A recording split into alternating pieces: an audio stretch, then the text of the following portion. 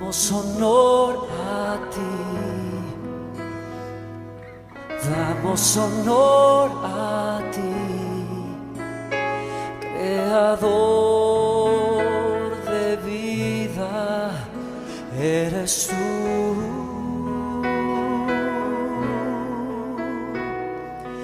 Damos honor a ti,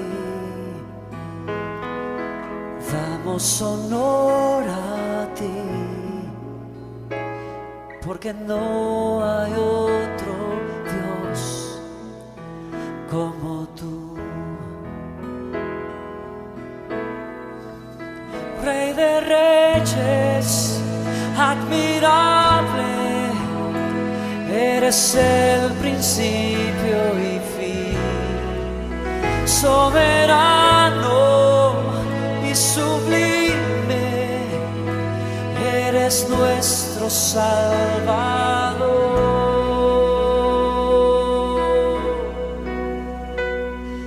Damos honor a ti, damos honor a ti, porque no hay otro Dios como tú.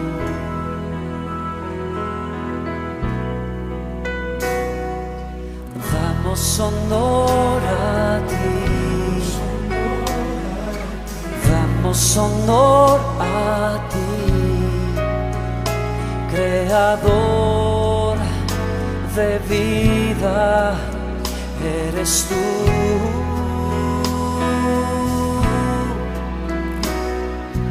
Damos honor a ti, damos honor a ti, porque no hay otro Dios como tú.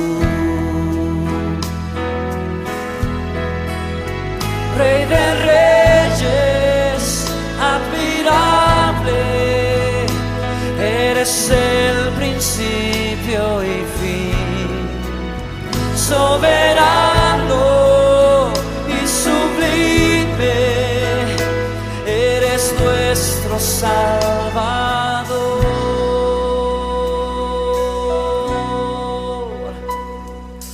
Damos honor a ti, damos honor a ti, porque no hay otro Dios como tú.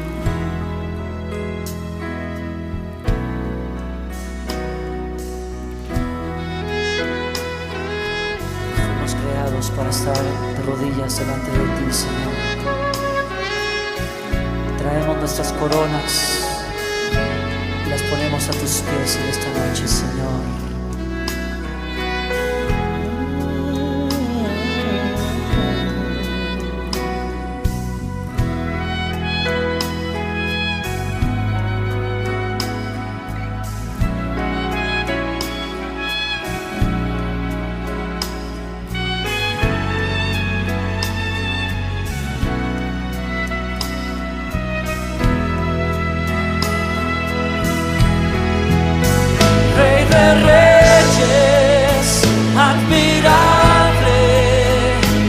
Eres el principio y fin, soberano y sublime, eres nuestro Salvador. Rey de reyes, admirable, eres el principio y fin, soberano sublime, eres nuestro Salvador.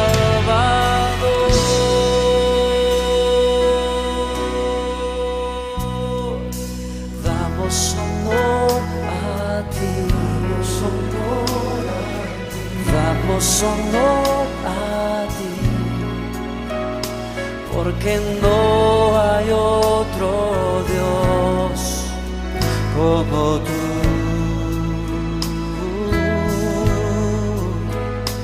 Porque no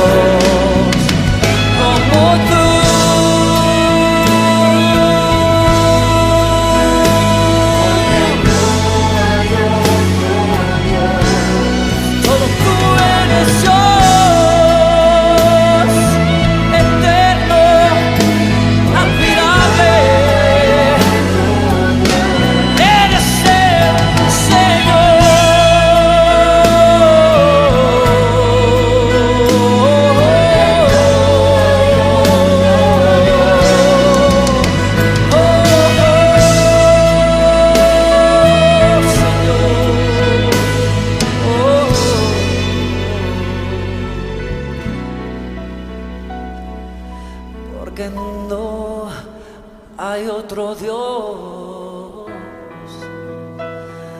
No, no, no hay otro Señor. Solo a ti daremos gloria, Señor. Solo tú eres nuestro Padre,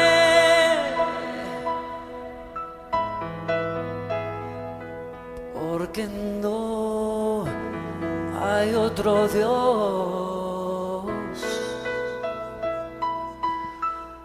como tú.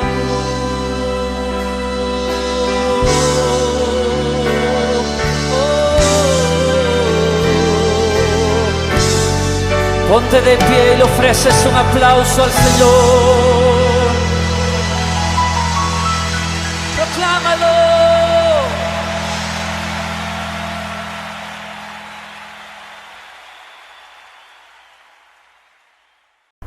Bendiciones, amados hermanos. El Señor les continúe diciendo a todos y cada uno de ustedes desde sus hogares. Me gozo porque en este inicio de semana el Padre nos permite estar aquí para compartir su palabra y conocerle más a Él. Gracias le doy al Señor porque me da este privilegio y esta oportunidad de estar aquí con ustedes para compartir de su escritura, de su palabra, y qué gozo poder estar aquí, poder compartir con todos y cada uno de ustedes ya para el cierre como tal de este capítulo 4 que estamos estudiando del Evangelio de Mateo.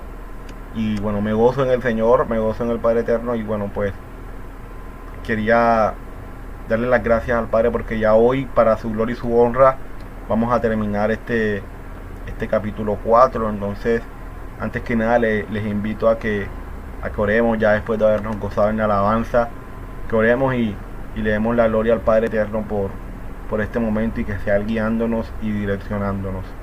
Padre Santo, en esta mañana, Señor, en este inicio de semana, nos acercamos delante de ti, Señor, dándote la gloria y la honra, Padre, dándote la adoración y la exaltación, mi Rey. Gracias, Señor, te doy por esta oportunidad, por este privilegio que nos das de poder estar aquí, Señor, conocerte a ti, Padre Santo, y ser parte, Señor, de tu santo y bendito pueblo. Gracias por este momento, mi Rey. Te pido que seas tú direccionándonos, Padre, que seas tú tomando el control de nuestras vidas, que seas tú ayudándonos, Señor, a estar atentos a lo que tu palabra, Señor, nos quiera mostrar, Señor, a través de estos versos que vamos a estudiar el día de hoy, Padre Santo. Que no sea palabra de hombre, Señor, sino que sea tu palabra, Señor, predicada, Padre Eterno. Gracias, Señor, te doy por este momento. Háblanos, Señor, a través de tu palabra, Señor. Que no sean palabras de hombre, sino que sea tu palabra predicada, mi Rey. Que seas tú glorificando a través de mis pecados, a través de los errores que uno pueda tener como persona, Señor, al momento de predicar. Te pido que seas tú glorificándote y recibiendo toda la gloria. Gracias, Señor, te doy por este momento. Y te pido que seas tú, Señor, hablándonos. En el nombre amado de nuestro Salvador, te damos gracias, mi Rey. Amén y amén. Bueno, mis hermanos, les invito a que me acompañen a ver lo que el Señor tiene para nosotros en esta mañana. Bueno, mis hermanos, entonces vamos a iniciar con estos últimos versos del capítulo 4, del 23 al 25. Ya serían estos últimos versos para la gloria y la honra de nuestro Señor. Entonces, vamos a leerlo primeramente en la versión Reina Valera del año 1960. Vamos a ver lo que dice. Y recorrió Jesús toda Galilea, enseñando en las sinagogas de ellos, y predicando el evangelio del reino, y sanando toda enfermedad y toda dolencia en el pueblo. Y se difundió su fama por toda Siria, y le trajeron todos los que tenían dolencias, los afligidos por diversas enfermedades y tormentos, los endemoniados, lunáticos y paralíticos, y los sanó. Y le siguió mucha gente de Galilea, de Decápolis, de Jerusalén, de Judea y del otro lado del Jordán.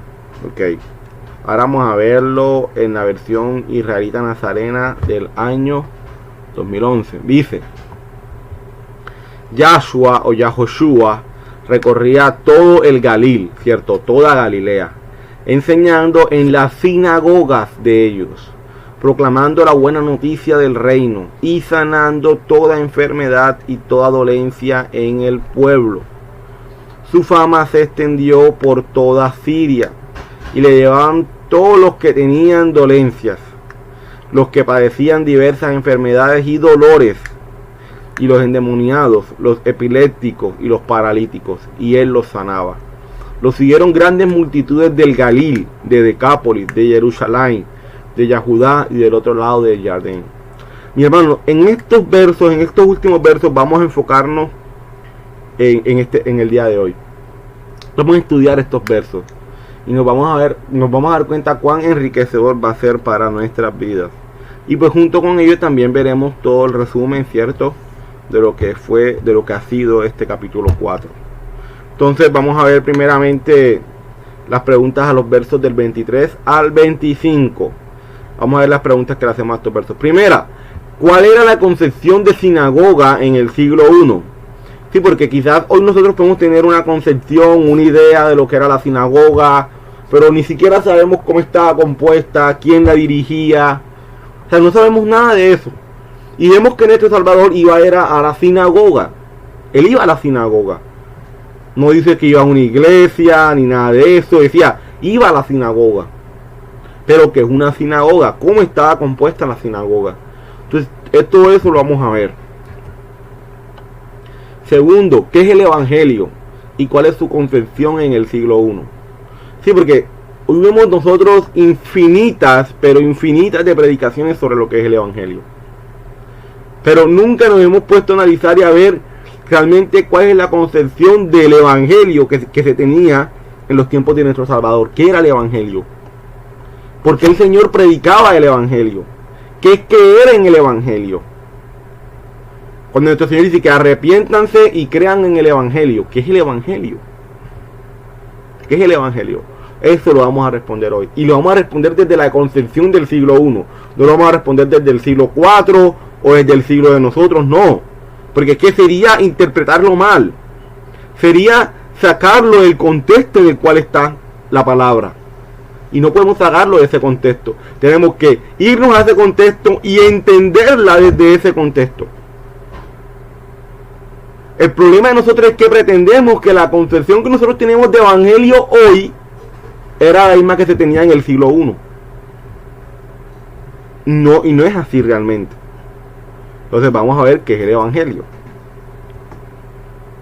¿Qué había en Siria? Esa es otra pregunta. ¿Qué había en Siria? Y cuarto, Decápolis. Fíjense, nada más en estas 4 preguntas, la última más que todo como un tema de información, de saber cómo estaba compuesta la Decápolis en ese momento y lo que es una Decápolis. Pero estos 4 puntos, solamente en estos 4 puntos vamos a basar la enseñanza del día de hoy, para la gloria de nuestro Señor.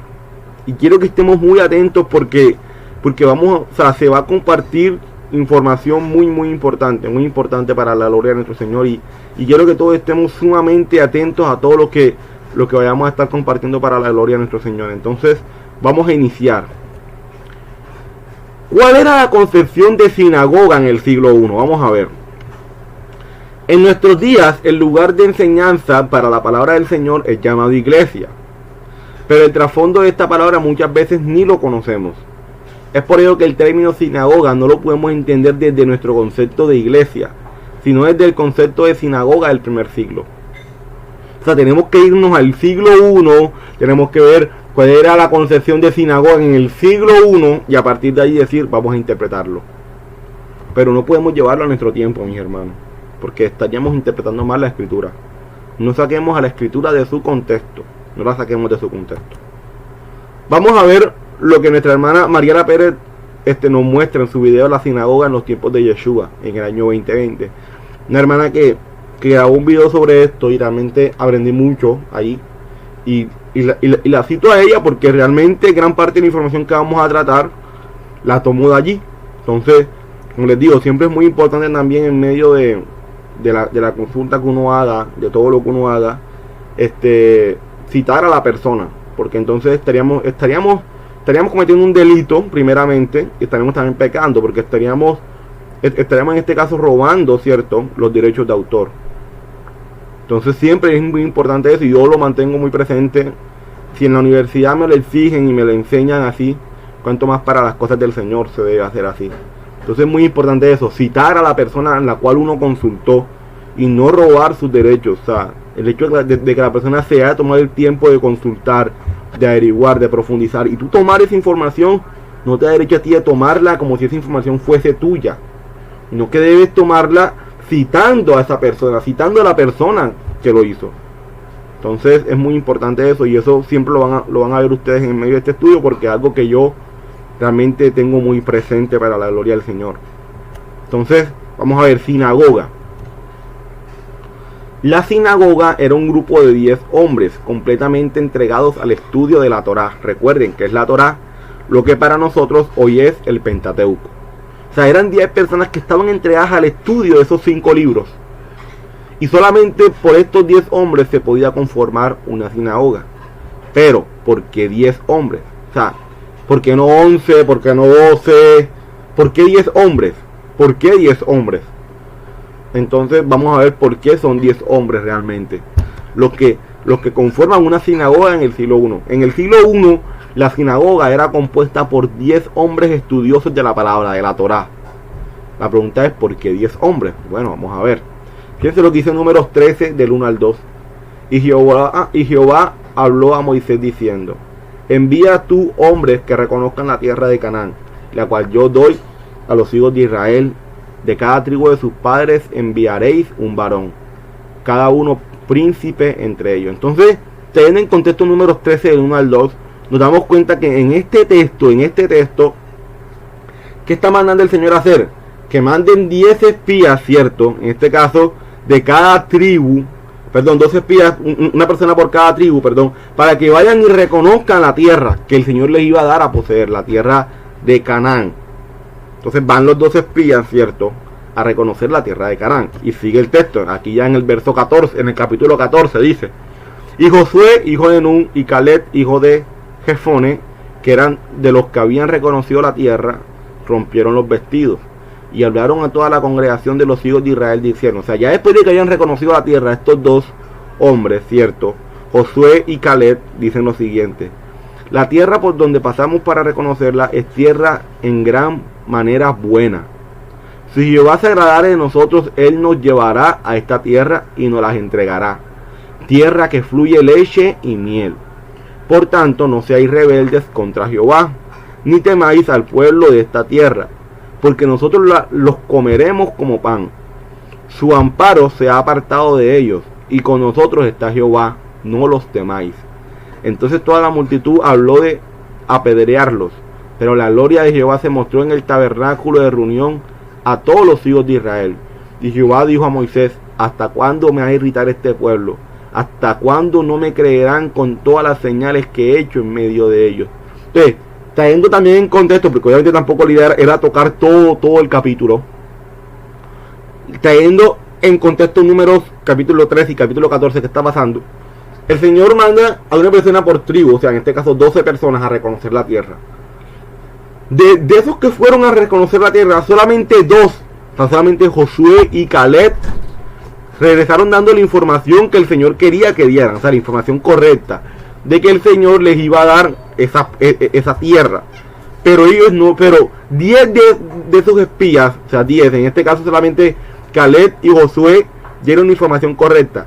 Pero los otros 10 que hicieron que el pueblo tuviese temor de ir a tomar esa tierra, porque le hicieron creer, o más bien le hicieron ver que en esa tierra habían gigantes, habían un ejército poderoso que ellos no podían derrotar. Entonces, ¿qué pasa? Dentro de esa congregación, dentro de ese grupo que estaba en ese momento, hubieron 10 espías malos. O sea, 10 espías que no hicieron lo correcto.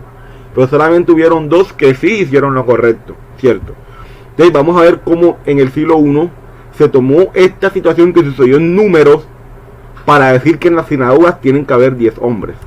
Dice: así como hubieron 10 espías malos, ahora ellos ponen en las sinagogas 10 personas estudiosas de la Torá para que haya un equilibrio y así no suceda lo que sucedió en Números. Entonces Dios dice: claro, en ese momento en la congregación hubieron 10 espías malos, ahora nosotros vamos a poner 10 personas buenas, o sea, 10 personas estudiosas de la Torá, estudiosas de la palabra, para que no suceda lo mismo. Entonces hay un equilibrio, ¿sí o no? Hay un equilibrio. Entonces por eso se ponen los 10 espías, las 10 personas en la sinagoga, porque como en Números en ese momento hubieron 10 espías malos, ahora ellos dicen: vamos a colocar 10 espías buenos, o sea, 10 personas buenas, estudiosas de la Torá, que guíen al Señor, que guíen al pueblo al Señor. Entonces, ya nos damos cuenta el por qué en la sinagoga en el siglo I, aún todavía se ven algunas de ellas, ¿cierto? Del por qué habían 10 personas. 10 personas que guiaban a toda la congregación. 10 estudiosos de la Torá que la guiaban. Entonces ya sabemos por qué, por lo que sucedió en Números capítulo 13 y capítulo 14, porque realmente todo sucede dentro del 13 y dentro del 14. Solo que yo quise traer los textos quizás más relevantes para que podamos, digamos, en este caso, el saber el por qué y el saber de dónde toman ellos el hecho de que tienen que haber 10 hombres. Y es de allí, de lo que sucedió en Números, cuando el Señor manda al pueblo a reconocer la tierra de Canaán. Entonces, ya sabemos, ¿cierto? Entonces, habían 10 personas, que ahora vamos a seguir viendo. Dentro de esas 10 personas, habían 3 hombres principales, que eran los que se encargaban de dar juicio ante diferentes situaciones. Estos eran conocidos como la banca de los 3. O sea, dentro de esas 10 personas habían 3 principales, 3 hombres principales, que eran los que se encargaban de en cualquier circunstancia, momento difícil, ¿cierto? En este caso, dar un juicio ante eso. Recuerden que el Señor mismo manda a tener juicio, a tener jueces, en este caso, personas que se encargaban de en diferentes circunstancias que le sucedía al pueblo, ellos dar un juicio. Entonces eran 3 personas. Y eran 3 personas, o sea, no era una persona que se encargaba de ello porque el mismo Padre manda que sean varios. Recuerden lo que dice el proverbio, que en la multitud de consejeros hay sabiduría. O sea, eso quiere decir que para ellos, obviamente, no está bien según los mandamientos del Padre y según las instrucciones que el Padre nos dio, que fuesen una sola persona, en este caso, una sola persona principal, como que comandando. ¿Sí me entienden? Porque no es así, porque obviamente el corazón del hombre es engañoso. Entonces ellos dicen, no puede haber uno solamente, tienen que haber 3. En este caso son 3. Y en ese momento eran conocidos como la banca de los 3.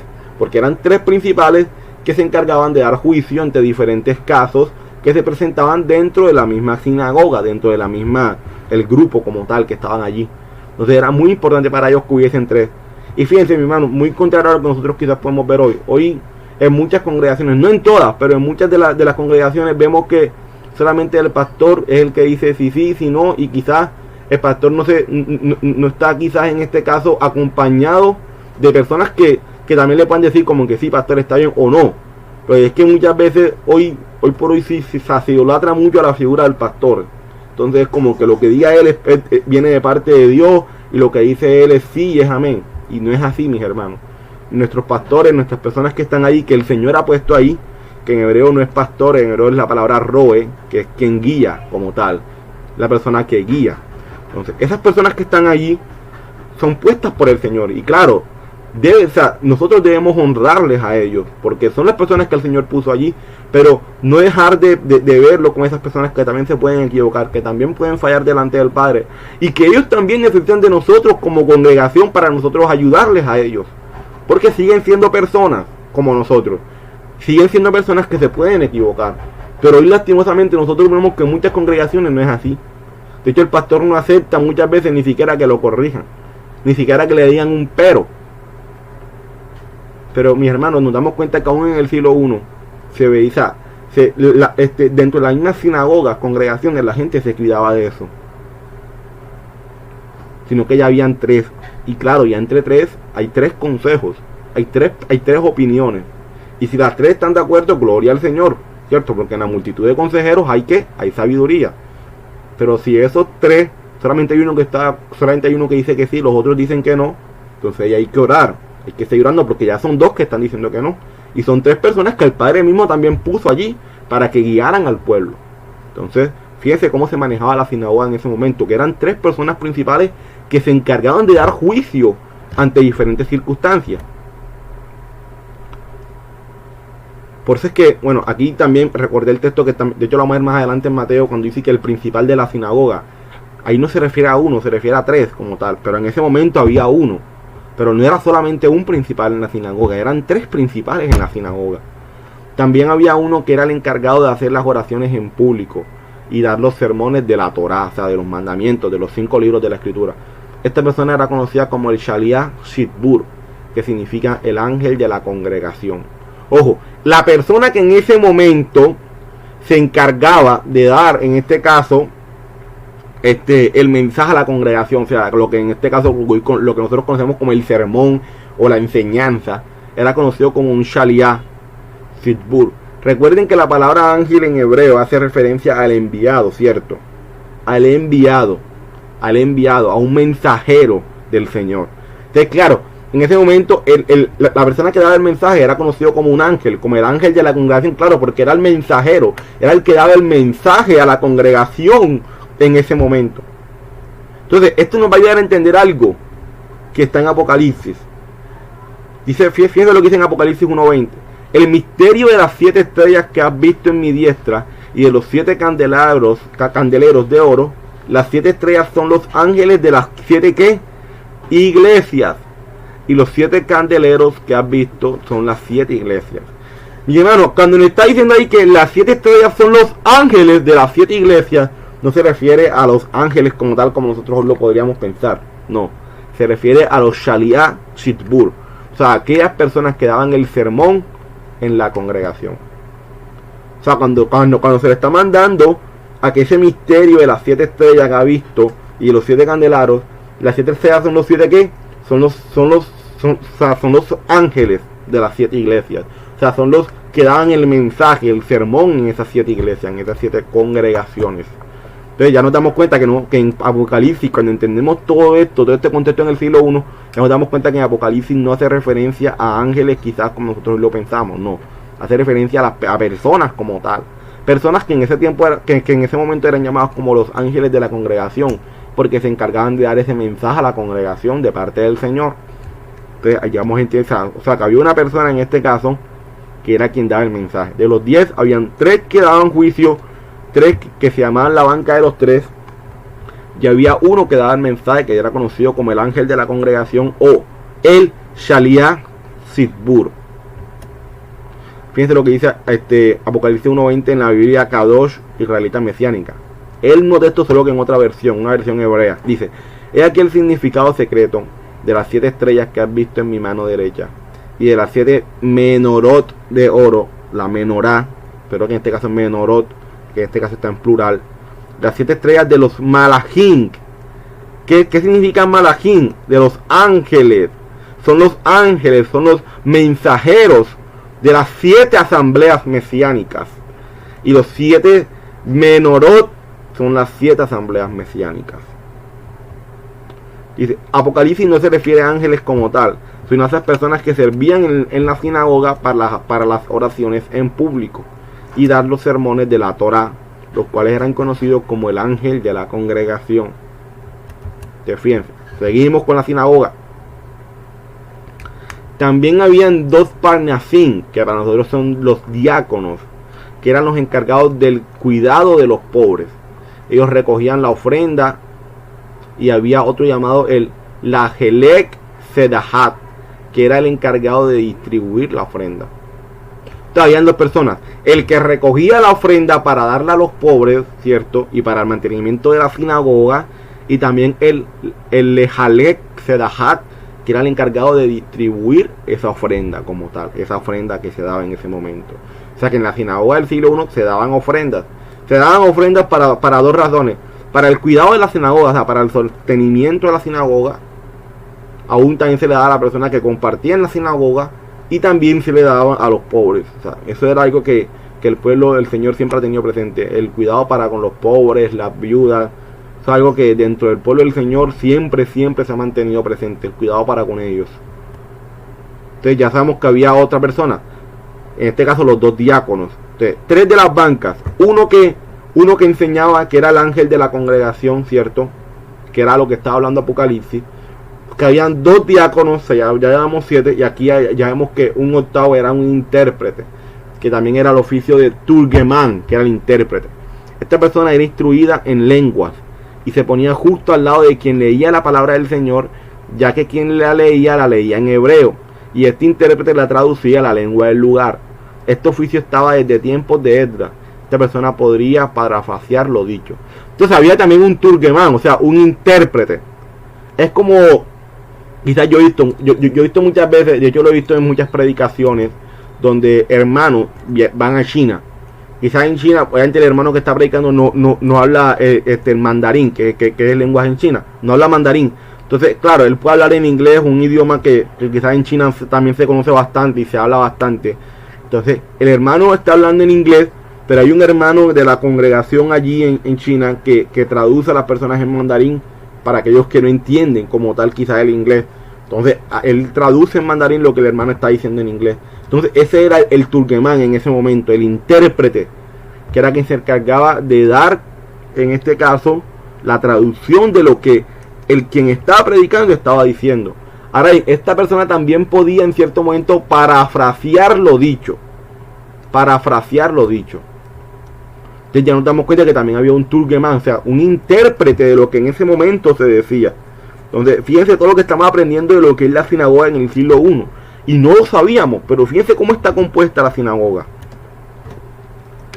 Fíjense lo que dice Nehemías 8:8. Ellos leían con claridad el libro de la ley de Dios y lo interpretaban de modo que se comprendiera su lectura. Claro, cuando se decía que lo interpretaban era porque había un intérprete, ¿cierto? Alguien que traducía lo que estaba ahí, porque recordemos, mi hermano, desde esos momentos en el pueblo del Señor, aunque la lectura se hacía en hebreo, porque el texto está en hebreo, ¿cierto? Aunque era en hebreo, allí habían también muchos extranjeros. Entonces muchos de esos extranjeros no sabían hebreo. Entonces estaba el intérprete allí para que la lectura se comprendiera a aquellos que no sabían hebreo. Entonces ya nos damos cuenta la importancia del turgemán, del intérprete, porque hacía claro en este caso que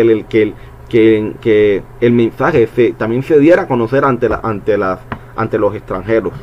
Bueno, el tema de que el pueblo, o sea, cuando nosotros hablamos de que el pueblo de Israel desde un comienzo no hace referencia solamente a un pueblo, sino que el plan era que por medio del pueblo de Israel, del pueblo del Señor, de ese grupo de personas que el Señor escoge, el resto de las naciones también entraran a ser parte de ese mismo pueblo. Y eso se veía desde Nehemías. Por eso es que estaba el intérprete, para que les tradujera a esos extranjeros que no conocían la lengua hebrea y pudieran entender el texto. A esto es lo que se refiere Pablo cuando habla del don de lenguas. Claro, había momentos donde el intérprete podía equivocarse, entonces el que leía se le acercaba al oído y le corregía. Aquí hay algo muy importante. Con respecto al don de lengua del cual habla Pablo en Corintios, se han dado muchas interpretaciones, pero Pablo, o sea, si nosotros entendemos el contexto de la sinagoga en el siglo I, al cual se enfrenta Pablo, se enfrenta a nuestro Salvador, ya sabemos a quién se refería, al turgemán, que era el intérprete. Claro, el Señor le había dado a esa persona ese don de poder traducir a otras lenguas esa palabra que se estaba hablando en ese momento. Y ese es el don de lengua bíblico del cual se está hablando allí en Pablo, de cual Pablo se refiere, ese don de lengua. Bueno, eso fue un estudio que realmente hemos hecho en la congregación un tiempo y bueno, fue de bastante bendición para todos porque logramos entender el tema del don de lenguas del cual Pablo está hablando en Corintios y que bueno, hace parte de otro tema, pero aquí entendiendo el contexto de lo que era la sinagoga en el siglo I, ya nos damos cuenta a quién Pablo a qué se refería Pablo cuando hablaba del don de lengua. Era el turgemán, al intérprete. Sé que muchos de los hermanos pueden verlo de otra forma. Está bien porque al final o sea, yo considero que así es como yo veo y así como lo interpreto el tema de Pablo en Corintios del don de lengua. Pero si hermano, si usted tiene otra interpretación, si lo considera de otra forma, usted que me está escuchando en estos momentos, no hay problema, mi hermano, no hay problema, porque al final el Señor a cada quien le va mostrando y no hay problema en eso, porque nadie tiene aquí la verdad absoluta, absolutamente nadie aquí tiene la verdad absoluta. Simplemente somos personas que estamos estudiando, que estamos conociendo al Señor, pero desde la forma, o sea, desde el punto de vista de como yo lo he estudiado y como he visto lo que es la sinagoga en el siglo I, puedo decir que a eso se refería Pablo con respecto al don de lengua, pero no quiere decir que de esa misma forma usted también lo tenga que ver, porque la idea es que juntos, recuerde una de las cosas que yo siempre les he comentado a ustedes desde un comienzo, que juntos en el estudio vayamos aprendiendo y vayamos estudiando juntos, porque es que la interpretación es algo junto, o sea, es algo de un grupo de personas que nos sentamos a estudiar la palabra del Señor. No tiene que ser de uno solo, porque cada quien en su propia sabiduría se cree sabio, ¿cierto? Cada quien en su propia sabiduría se cree que se la sabe toda. Pero no, mis hermanos, no estamos aquí para creernos el que mejor sabe, el que mejor conoce. Estamos aquí para que todos juntos conozcamos del Señor. Entonces dice, había momentos donde ese intérprete podía equivocarse. Entonces, ¿qué hacía? Se le acercaba, aquel que estaba predicando se le acercaba al oído y le corregía. A esto se refiere el Señor en Mateo 10:27. Lo que les digo en la oscuridad, díganlo ustedes a plena luz. Lo que se les susurra al oído, proclámenlo desde las azoteas. ¡Claro! ¿A qué se refiere el Señor cuando dice lo que se les susurra en el oído? Claro, al momento en el cual el intérprete se equivocaba y se le acercaba a aquel que estaba predicando, se le acercaba, que era el ángel de la congregación, se le acercaba al oído y le corregía. Claro, eso que se te está a ti susurrando en el oído, ahora ve y proclámalo. Ahora ven, ¿por qué desde la azotea? ¿Por qué se habla que desde la azotea? Porque sencillamente, mis hermanos, en la sinagoga, vamos a verlo aquí, en la sinagoga en el nuevo momento era puesta en un lugar alto, un lugar muy alto, se colocaba en el lugar más alto de la ciudad. Claro, porque a eso se refiere el Señor al mismo texto cuando Él dice que la luz no puede estar escondida, sino que tiene que ser puesta en lo más alto. Claro, cierto, o sea, donde se proclama la palabra en el siglo I, era puesta en lo más alto, porque la luz no podía ser escondida. A eso se refiere el Señor. Pero claro, porque estaban dentro de ese contexto, el siglo I, de la sinagoga y todo lo demás. Y a eso se refería. Nuestro Salvador hace referencia a la sinagoga y habla de ser proclamado desde la azotea, porque las sinagogas se ponían en lo más alto de la ciudad. Es por ello que cuando nuestro Salvador dice que la luz no puede estar escondida, sino que se debe colocar ¿en qué? En lo alto. Claro, porque las sinagogas eran colocadas en lo más alto de la ciudad. Claro, donde se predica la palabra del Señor no es algo que debe estar escondido, sino que se debe colocar de tal forma que todos puedan verlo, que todos puedan escuchar esa palabra.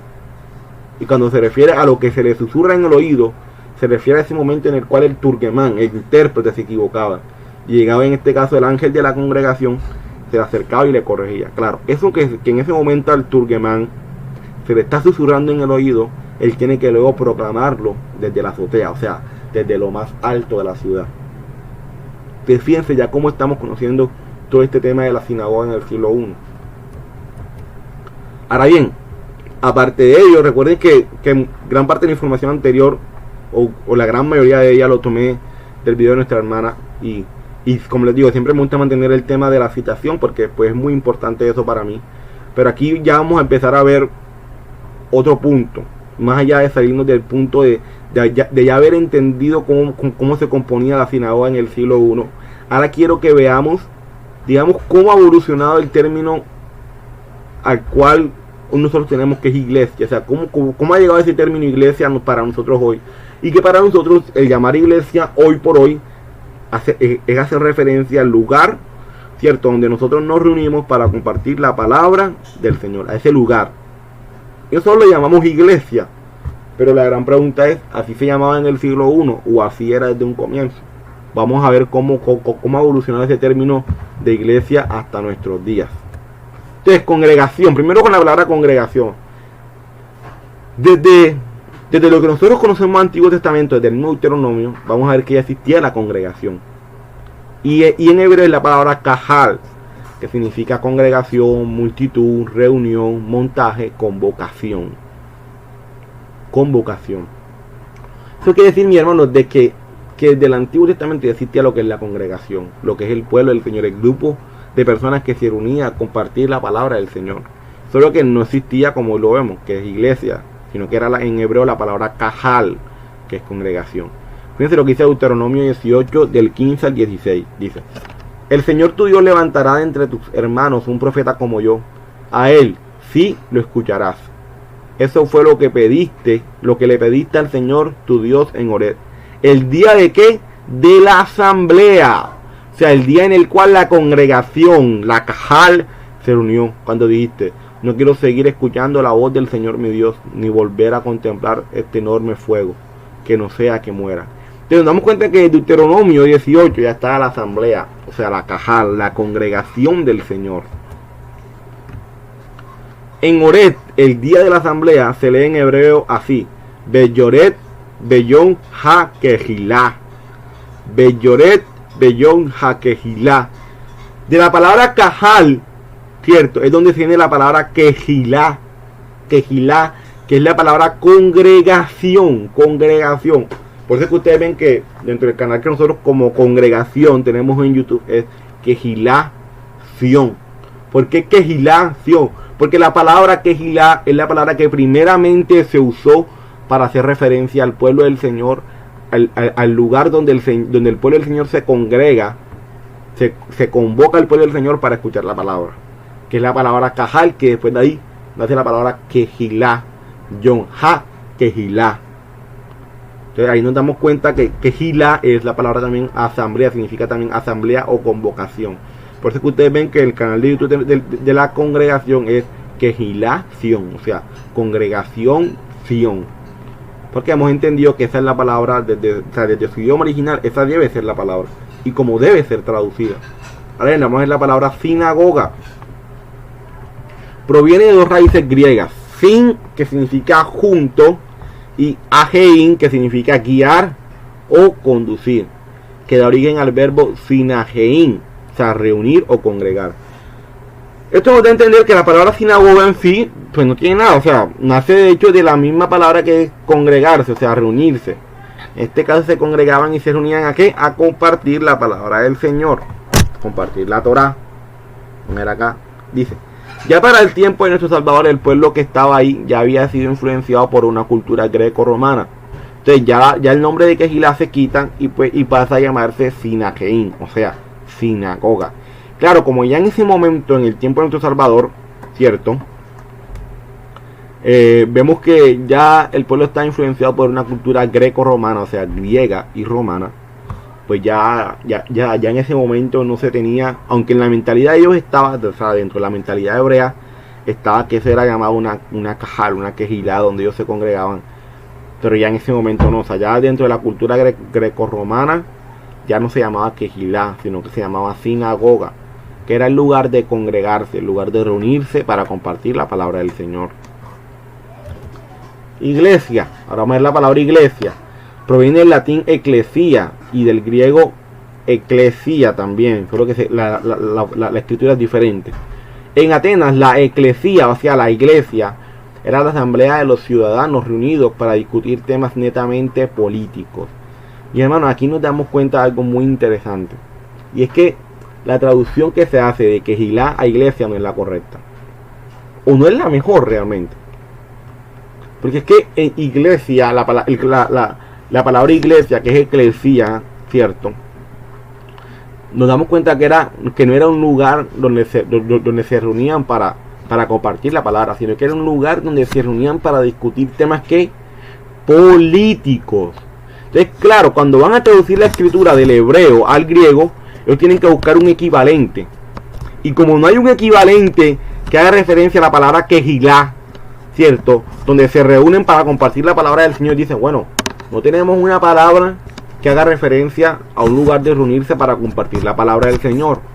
Pero sí tenemos una que, aunque no hace referencia a una reunión para compartir la palabra del Señor, pero sí hace referencia a una reunión para discutir temas políticos.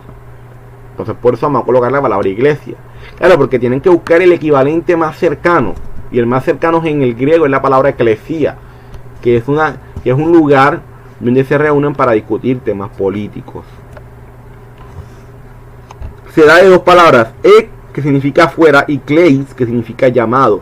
Eso igual a llamados fuera de su casa para la reunión política de los griegos. En otras palabras, los griegos nunca usaron la palabra eclesia para hacer referencia a una reunión religiosa, sino netamente política. O sea, esto también nos da a entender de que nuestro Salvador nunca llamó iglesia, porque eso hacía referencia a una reunión netamente política. Se utilizó la palabra sinagoga en las traducciones porque, bueno, era lo más cercano, porque hacía referencia al congregarse para compartir la palabra del Señor. Pero desde el hebreo es la palabra quejilá o cajal, que es el lugar de congregación para reunirse a compartir la palabra del Señor. Ahora, profundizando en el término de congregación en hebreo, veamos lo siguiente. O sea, aquí ya vamos a profundizar en el término de congregación en hebreo. Vamos a profundizar en ese término. Fíjense, quejilá significa congregación. Y esta palabra proviene de la palabra novia, que en hebreo es kalaf. Fíjense lo que dice Apocalipsis 19, del 7 al 8. Alegrémonos y regocijémonos, démosle gloria.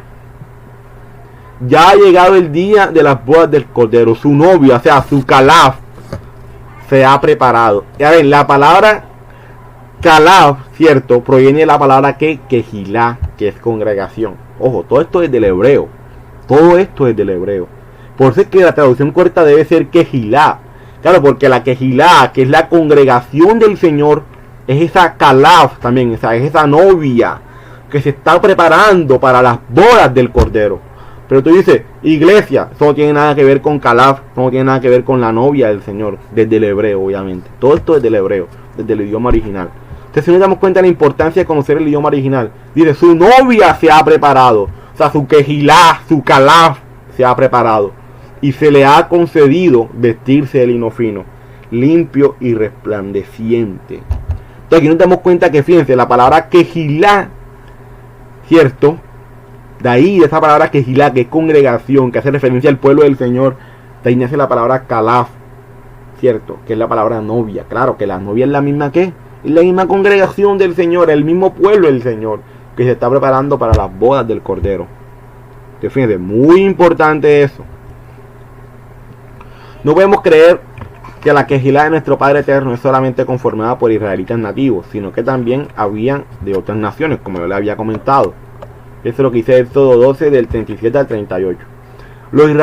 Los israelitas partieron de Ramsés en dirección a Sucot, sin contar a las mujeres y a los niños. Eran unos 600,000 hombres de a pie. Con ellos salió también gente de ¿qué? De otras partes, y grandes manadas de ganado, tanto de ovejas como de vacas. Entonces nos damos cuenta, porque la gente puede decir, no, es que la quejilá era en ese momento para el pueblo de Israel solamente. No, mentira. No era solamente para el pueblo de Israel, era también para gente de otras naciones que ya estaba haciendo ¿qué? Puesta en el pueblo del Señor, en el pueblo de Israel. Entonces fíjense, dentro de la quejilá de nuestro Padre Eterno, la misma ley debía ser tanto para el natural como para el extranjero. O sea, tanto para el israelita natural, así como también para aquel que quería ser parte del pueblo, que era un extranjero y era injertado en el pueblo. La misma ley, Éxodo 12:49 dice, la misma ley se aplicará al nativo y al extranjero que viva entre ustedes. Claro, Ruth era extranjera, cierto, era moabita, y ella ser parte del pueblo del Señor. ¿Y qué dice Ruth? Tu pueblo será mi pueblo y tu Dios será mi Dios. O sea, lo mismo que está obedeciendo tu pueblo, yo también lo obedeceré. Ruth fue injertada en el pueblo del Señor. Era una extranjera. Era una extranjera, mis hermanos, pero fue injertada en el pueblo porque ese era el plan del Señor. Que a través del pueblo de Israel llegaran las otras naciones a ser parte de su pueblo, ¿cierto? Amén. Gloria al Señor por eso. Nosotros antes, sin Cristo, estábamos lejos del pueblo, o sea, de la quejilá de Dios. Fíjense lo que dice Efesios 2, del 2 al 13, un texto que hemos leído infinidades de veces, pero que lo hemos, digamos, en este caso, olvidado la importancia, ¿cierto? Y lo que dice este texto. Entonces, fíjense. Recuerden que en ese momento ustedes estaban, ¿qué? Separados de Cristo. ¿Excluidos de qué? De la ciudadanía de Israel. Claro, o sea que si tú estás separado de Cristo, tú estás excluido de qué? De la ciudadanía de Israel. Pero ahora como estás con Cristo, estás qué? Estás dentro de la ciudadanía de Israel. Ojo, del Israel bíblico. Y ajenos a los pactos de la promesa. Claro, porque los pactos de la promesa, ¿a quién fueron dados? A Israel. Sin esperanza y sin Dios en el mundo. Pero ahora en Cristo Jesús, a ustedes que antes estaban lejos, Dios los ha acercado mediante la sangre de Cristo. O sea, mi hermano, si a ti el Cristo, nuestro Salvador, Yeshua, te ha salvado, es porque ya tú no eres excluido de la ciudadanía de Israel. Es porque ahora a través de Cristo eres parte del pueblo de Israel. Ahora bien, si no lo crees así, tienes que quitar los textos que antes he citado juntos con otros más. Y aparte de eso, quitar lo que dice Efesios 2 del 2 al 13. O sea, tienen que hacer, tienen que hacer una Biblia personalizada entonces. Porque fíjense lo que vamos a ver más adelante. La iglesia no es algo del Nuevo Testamento, sino que era esa congregación y pueblo del Señor desde el monte Sinaí, y que con las traducciones bíblicas al griego se traduce como iglesia, pero originalmente sabemos que no es la palabra iglesia, sino la palabra quejilá, que significa congregación. Claro, la gente dice, no es que la iglesia nació en Hechos de los Apóstoles, no es que la iglesia es del Nuevo Testamento, en el Antiguo Testamento era otra cosa. No, mis hermanos, ya con esta explicación nos hemos dado cuenta que no es así. Que lo que tú conoces como iglesia, como el pueblo del Señor, ya venía desde el monte Sinaí, con la palabra quejilá, congregación. que es la palabra como tal cajal. Entonces, si nos damos cuenta, mis hermanos, y que ya después en las traducciones pues se traduce como iglesia, que como les digo, no tiene nada que ver con una reunión para compartir la palabra del Señor, que es como una reunión política, pero que en la traducción pues tienen que buscar el equivalente, y el equivalente que tenían en griego no era el mejor para traducir la palabra quejilá. Continuemos. Fíjense lo que dice Mateo 18 del 15 al 17. Si tu hermano peca contra ti, ve a solas con él. Fíjense, aquí ya estamos viendo otros capítulos, pero todo esto que estamos viendo ahora nos va a ayudar a entender todos esos capítulos cuando ya lleguemos a ellos. Dice, si tu hermano peca contra ti, ve a solas con él y hazle ver su falta. Si te hace caso, has ganado a tu hermano. Pero si no, lleva contigo a uno o dos más, para que todo asunto se resuelva mediante el testimonio de dos o tres testigos. Si se niega a hacerles caso a ellos, dilo a quién, a la iglesia. Y si incluso la iglesia no le hace caso, trátalo como si fuera un incrédulo o un renegado. Fíjate que aquí el Señor dice que vaya y se lo diga a quién, a la iglesia. La gran pregunta es, ¿cuál es la iglesia en el siglo I? Recuerden, esto es una traducción al griego, o sea, esto es una traducción del hebreo al griego, o sea, que estamos viendo el del griego. Aquí ya entendemos que la palabra no debe ser la palabra iglesia, debe ser la palabra quejilá o congregación. Pero al griego se toma la palabra iglesia, que como les dije no es la mejor traducción por lo que habíamos explicado antes. Pero ahora bien, fíjense, si al mismo Mesías, Yeshua, decía que si no lo oyeren, que lo dijera a la iglesia. Sí, a la iglesia. De manera que la iglesia como congregación en tiempos de nuestro Salvador ya existía. Y no la venía él a fundar, sino que se refería a ¿qué? A la congregación que eran todos hebreos. Y gran parte de ellos de la tribu de Judá. Claro, o sea, la gente dice, no es que Jesús vino a fundar la iglesia. ¿La cual iglesia? Si él mismo está diciendo, díselo a la iglesia. O sea, que él no vino a fundar la iglesia, porque ya la iglesia estaba, o sea, ya la congregación, el pueblo del Señor estaba. Lo que pasa es que hay una mala traducción al griego, hay una mala traducción. Y en la traducción se pierde la esencia, se pierde mucho. Y con eso pues se dan las interpretaciones que hoy conocemos. Pero ya vemos que con este texto nos damos cuenta que ya la iglesia existía. Dice, díselo a la iglesia. Él no dice, no, espérate, díselo a ellos porque es que a la iglesia no, porque la iglesia tiene que ser que yo la funde. Y yo no he fundado la iglesia.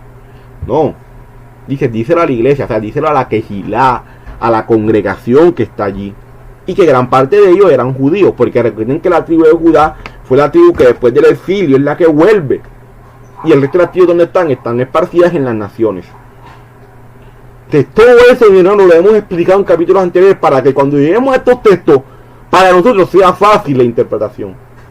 No la mejor, no la perfecta, pero sí ya con esto podemos entender muchas cosas. Muchas cosas. Fíjense lo que dice Hechos 7:38. Este es aquel Moisés que estuvo en la congregación en el desierto con el ángel que le hablaba en el monte Sinaí y con nuestros padres, y que recibió las palabras de vida que darnos. Ahora yo me hago la pregunta, ¿por qué al hablar de Moisés con todo Israel a los pies del Sinaí no tradujeron eclesía como iglesia? O sea, no, realmente no se hacen esa pregunta. Oye, pero ¿por qué si acá pusieron la palabra iglesia con Jesús en Mateo 18, ¿por qué en la traducción no ponen Hechos 7:38 refiriéndose a Moisés? ¿Por qué no lo traducen también como iglesia? Porque saben que como lo traducen como iglesia, entonces toda su doctrina se les viene abajo. Así, tal cual. Porque si Hechos 7:38 diciendo, y este es aquel Moisés que estuvo en la iglesia, en el desierto con el ángel, o sea, si eso lo ponen ahí como iglesia, ya saben que toda la doctrina se le viene abajo. Toda la doctrina se viene abajo. Recuerden que esta traducción al griego se da en el siglo IV. O sea, no se da en el siglo I, se da muchos siglos después. Pero entonces la gran pregunta es, ¿por qué si en Mateo 18 lo traducen como iglesia, lo cual se refiere a la congregación, porque aquí no ponen la palabra iglesia y se dejan la palabra congregación?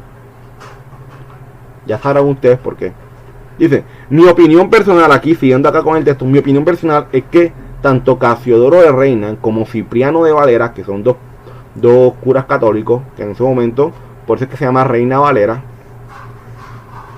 no lo hicieron de mala fe, sino que ya venían adoctrinados en la idea de que la iglesia y el pueblo de Israel son dos pactos y dos casas completamente distintas.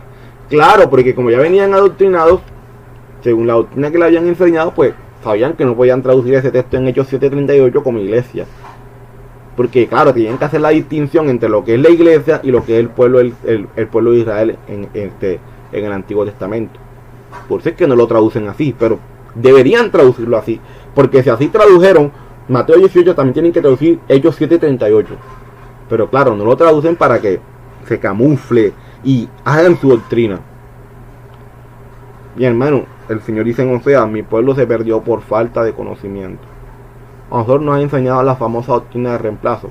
Eso es otro tema. Aquí no voy a tocar el tema de la doctrina de reemplazo. Nos las ha enseñado y la tenemos en la mente. La iglesia, el pueblo de Israel, dos cosas diferentes, dos pactos diferentes. No, eso no está en la escritura por ninguna parte. Por ninguna parte está en la escritura.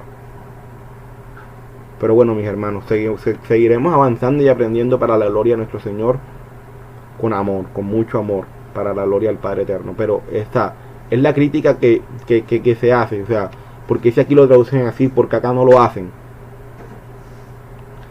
Respóndanse ustedes mismos mejor.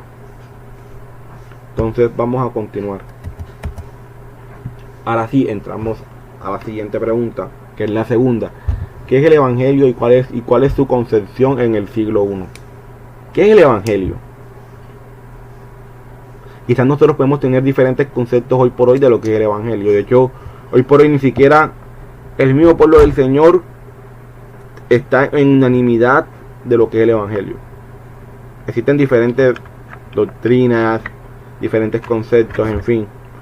Pero no se tiene ni siquiera en eso una unanimidad de lo que es el Evangelio. Pero vamos a ver hoy esto, que es el Evangelio según la concepción en el siglo I de lo que es Evangelio. Y eso es muy importante, porque recuerden que todo lo que estamos haciendo lo estamos viendo desde la concepción del siglo I. No nos estamos yendo a otra parte. No nos estamos yendo al siglo III ni nada de eso. Al siglo I. Al siglo I. Entonces vamos a ver. Teniendo en cuenta que las escrituras sagradas fueron escritas en un contexto y idioma diferente al nuestro, debemos entender lo siguiente. En hebreo la palabra evangelio es la palabra besorá, que significa buenas nuevas o buenas noticias de salvación. En hebreo no se usa la palabra evangelio, se usa la palabra besorá, que significa buenas nuevas o buenas noticias de salvación. Entonces fíjense, vamos a ver los siguientes textos, dos textos. Nahum 1:15 dice: vean sobre las montañas las huellas de un heraldo que anuncia ¿qué? Buenas nuevas, o sea, que anuncia la besorá. Ese es el término en hebreo para definir evangelio, besorá. Y fíjense lo que dice Isaías 52:7. Qué hermosos son sobre los montes los pies del que trae buenas nuevas, del que proclama la paz, del que anuncia buenas noticias, o sea, del que anuncia la besorá, del que proclama la salvación, del que dice a Sión: tu Dios reina. Entonces ya aquí estamos viendo en estos textos de que el evangelio, o sea, las buenas noticias de salvación, que es la besorá en hebreo, está desde el Antiguo Testamento. No es algo nuevo, no es algo que nació con el Nuevo Testamento. A ver, continuemos. La palabra evangelio, como hoy la conocemos, nace del emperador César Augusto, el cual es romano y usa la palabra Evangelion, que significa evangelio, para hacer referencia a una buena noticia, y es que en su reino habría completa paz, ya que él era conocido como un dios. O sea, la palabra evangelio en el griego nace de un rey, de un emperador llamado César Augusto, en el cual él da la buena noticia de que ¿qué? De que en este caso en su reino iba a haber completa paz. Entonces esa es la buena noticia que él anuncia. Pero de ahí nace la palabra que nosotros tenemos como evangelio, de un tema netamente político, o sea, de un emperador. Ahora bien, continuemos. El reconocido comentarista cristiano y expositor bíblico John MacArthur, el cual realmente admiro mucho, menciona en uno de sus estudios del Evangelio de Marcos que la palabra evangelio, que se traduce al español de la palabra griega Evangelium, aparece en una inscripción de la época del emperador romano Augusto César, que conmemorando su cumpleaños anuncia su reinado como una nueva era de paz y prosperidad. Por tanto, la palabra evangelio aparece en griego anunciando la buena noticia o el buen mensaje de este reino de paz del César Augusto. Esta es la transcripción de su comentario. Entonces ahí se traduce el comentario al... Este comentario lo saqué de un video que el hermano Eliu, y él comparte y él cita al hermano John MacArthur, pero la siguiente cita que él hace en inglés y él la traduce al español. Entonces yo quise dejarlo hasta ahí para que nos diéramos cuenta de que John MacArthur en su estudio de Marcos, él está diciendo lo mismo que yo le estoy diciendo arriba, de que como tal la palabra evangelio nace de ahí, de César Augusto, de que él da la buena noticia de que ¿qué? De que como tal en su reino iba a haber paz. Pero no es la palabra original, porque la palabra original no es evangelio, es besorá, buenas noticias. Pero ya obviamente en hebreo no hace referencia a buenas noticias de que en un reinado de un emperador iba a haber paz, sino a las buenas noticias de salvación, que tiene que ver con el plan del Señor.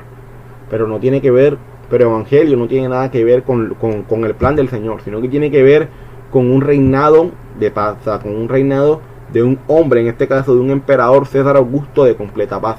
Y de ahí nace la palabra evangelio. Esto nos da a entender que la palabra evangelio que hoy conocemos no tiene un origen bíblico, sino político y pagano de alguien que era considerado un dios para muchos en su tiempo. Pues claro, este que es considerado un dios, César Augusto, da las buenas noticias a un pueblo de que en su reino iba a haber paz. Y esas buenas noticias, que en griego son llamadas evangelio, es donde nace nuestra palabra evangelio, lo que nosotros hoy llamamos como evangelio. Pero realmente, como les digo, desde el original, desde el hebreo, no es evangelio, es la palabra besorá. Ahora obviamente uno puede decir, no, pero es que yo uso la palabra evangelio no para hacer referencia a las buenas noticias de las cuales digo César Augusto, sino a las buenas noticias de salvación. Uno dice, bueno, está bien, pero lo que quiero mostrar a través de esto es que no es la mejor palabra, o sea, no es la mejor palabra para decir o para hacer referencia a esas buenas noticias de salvación por el origen que ya conocemos. Pero si tú lo quieres llamar así, pues está bien, o sea, no hay problema, no hay ningún problema. De hecho, si se dan cuenta, yo utilicé que es el evangelio, pero es por eso, porque así es como nosotros hoy lo conocemos. Pero si yo pongo que es la besorá, quizás muchos no van a entender, pero la idea es que sea un mensaje para que todos podamos entender. Entonces, ¿qué es el evangelio? O sea, la besorá, y cuál es su concepción en el siglo I. Ya entendiendo lo que ya hemos explicado antes, vamos a ver. Hoy por hoy, para muchos el evangelio es solamente que Jesús murió, resucitó y pagó por nuestros pecados. ¿Sí? O sea, para nosotros hoy por hoy es nada más eso. ¿Qué es el evangelio? Ay, que Jesús murió, pagó y resucitó por mis pecados. Eso es para nosotros hoy, pero vamos allá de eso. Pero ahora veamos cómo nuestro Salvador inició su ministerio. Vamos a ver cómo nuestro Salvador inicia su ministerio. Vamos a verlo en Marcos y también en Mateo. Vamos a ver los dos textos. Marcos 1 del 14 al 15. Después que Juan fue encarcelado, Jesús vino a Galilea predicando el evangelio del reino de Dios, diciendo: el tiempo se ha cumplido y el reino de Dios se ha acercado. Arrepentíos y creed en el ¿qué? En el evangelio. Y fíjense lo que dice Mateo 4:23, que es el texto que estamos estudiando hoy. Y recorrió Jesús toda Galilea enseñando en la sinagoga. Ya habíamos explicado y ya sabemos toda la concepción de sinagoga en el siglo I. Y predicando el evangelio del ¿qué? Del reino. Entonces fíjense, como vemos, nuestro Salvador predica al inicio de su ministerio sobre el evangelio, lo cual nos da a entender que el evangelio no es algo que nace cuando Jesús muere y resucita el tercer día, sino que más bien el concepto de evangelio es algo anterior al tiempo de Jesús. Es obvio esto porque quienes lo escuchaban sabían que era arrepentirse y creer en el evangelio. Claro, porque es que nosotros decimos, oye mira, el evangelio es que Jesús murió, resucitó y pagó por mis pecados. La gran pregunta es esa, y lo lógico, oye, ¿cómo nuestro Salvador va a anunciar y va a decir que me tengo que arrepentir y creer en el evangelio si él ni siquiera ha muerto, ha resucitado y ha pagado por mis pecados? O sea, no te va a decir, arrepentidos y creed en el evangelio. O sea, tú tienes que creer cuando yo muera, resucite y pague por tus pecados. O sea, realmente no. O sea, él no va a anunciar algo que no ha sucedido. Entonces, ¿qué es el evangelio del reino? Y ya entendimos lo que significa reino en el siglo I, ¿cierto? ¿Qué es el evangelio del reino? Recuerden que la palabra reino en hebreo hace referencia a la constitución de ¿qué? Del reino, porque para ellos la constitución va muy ligada al reino. O sea no puede haber un reino si no hay una constitución para ese reino. Entonces, el evangelio de el reino, de la constitución como tal. Entonces vamos a seguir viendo. De hecho, en hebreo la palabra arrepentidos es la palabra teshuvah, que significa volverse o retornar, lo cual quiere decir que nuestro Salvador que nuestro Salvador les está diciendo: retornen, o sea, vuélvanse al evangelio. Pero yo, ¿cómo voy a retornar a algo que no ha sucedido? O sea, sí sabemos que el evangelio, o sea, yo realmente lo veo así. O sea, yo digo, claro, el evangelio, dentro del evangelio, de esas buenas noticias, de esa besorá, está que nuestro Salvador paga por nuestros pecados. Eso es cierto, eso no lo estamos negando, ni lo voy a negar, ni nunca verán eso en mí, ni tampoco dentro de la congregación. No estamos negando el hecho. Lo que estamos es profundizando en el término evangelio, que no solamente se enfrasca allí en eso. Porque ustedes dicen que creen en el evangelio. Ah, sí, yo creo que Jesús murió y pagó por mis pecados. Ah, entonces ya tú crees en el evangelio, entonces tú eres evangélico. Pero va más allá de eso, mis hermanos, y eso es lo que quiero mostrarles hoy. Porque fíjense que nuestro Señor dice: arrepiéntase y crean en el evangelio. O sea, yo tengo que arrepentirme y volver al evangelio. Pero ¿cómo voy a volver a algo que no ha sucedido? Entonces, si nos damos cuenta que el término va más allá, porque cuando nuestro Salvador dice esto, Él no ha muerto y Él no ha resucitado y no ha pagado por nuestros pecados todavía. Él apenas está iniciando su ministerio. Entonces, fíjense. Por consiguiente, el evangelio existía desde antes del tiempo de nuestro Salvador. Si se dan cuenta, como lo habíamos visto en los textos de Isaías, ¿cierto? Y en Nahum, que habíamos visto que desde ese momento, desde los tiempos de los profetas, ya se usaba la palabra evangelio, que es la palabra besorá en hebreo. Si cuando nuestro Salvador está hablando de volver al evangelio, y al evangelio se refiere a su muerte y a resurrección, la pregunta es: ¿cómo le va a pedir a su pueblo que vuelva a algo que hasta el momento no había sucedido? No, y que vuelvan a mi muerte y resurrección. Pero Señor, si tú ni has muerto ni has resucitado ni nada, ¿cómo yo voy a volver a eso? ¿Se dan cuenta? Entonces, ¿qué es el evangelio? O sea, va más allá de eso, ¿cierto? Va más allá de solamente creer que Jesús murió, pagó por mis pecados. Va más allá de eso. Entonces, prueba de que el evangelio estaba desde un comienzo. Vamos a ver esta prueba, aparte de lo que ya vimos. Fíjense lo que dice Hebreos 3, del 16 al 19, y también en el capítulo 4, del verso 1 y 2. Vamos a ver. ¿Quiénes fueron los que habían oído? ¿Quiénes fueron los que, habiendo oído, le provocaron?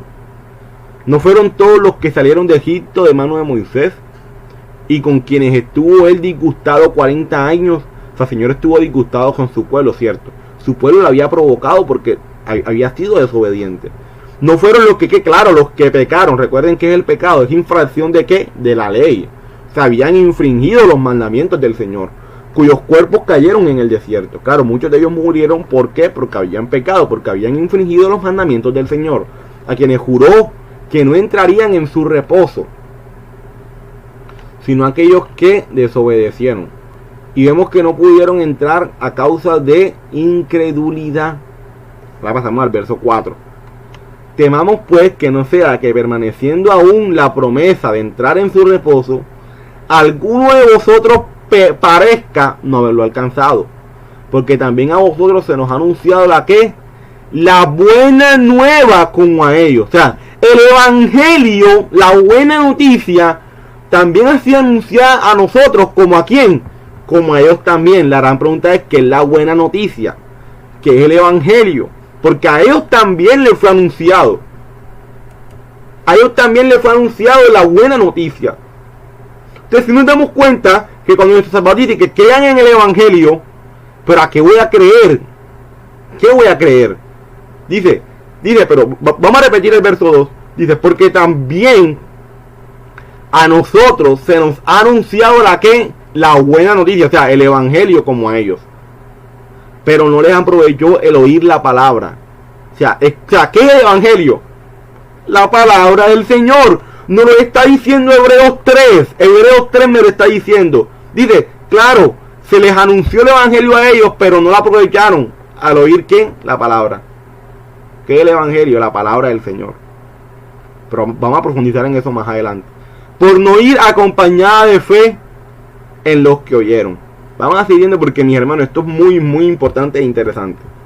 Aquí vemos que el evangelio y la palabra son sinónimos. O sea, tú no puedes La gente dice que oye, mira, creen en el evangelio y no les predican la palabra, no les predican los mandamientos, no les enseñan del Señor.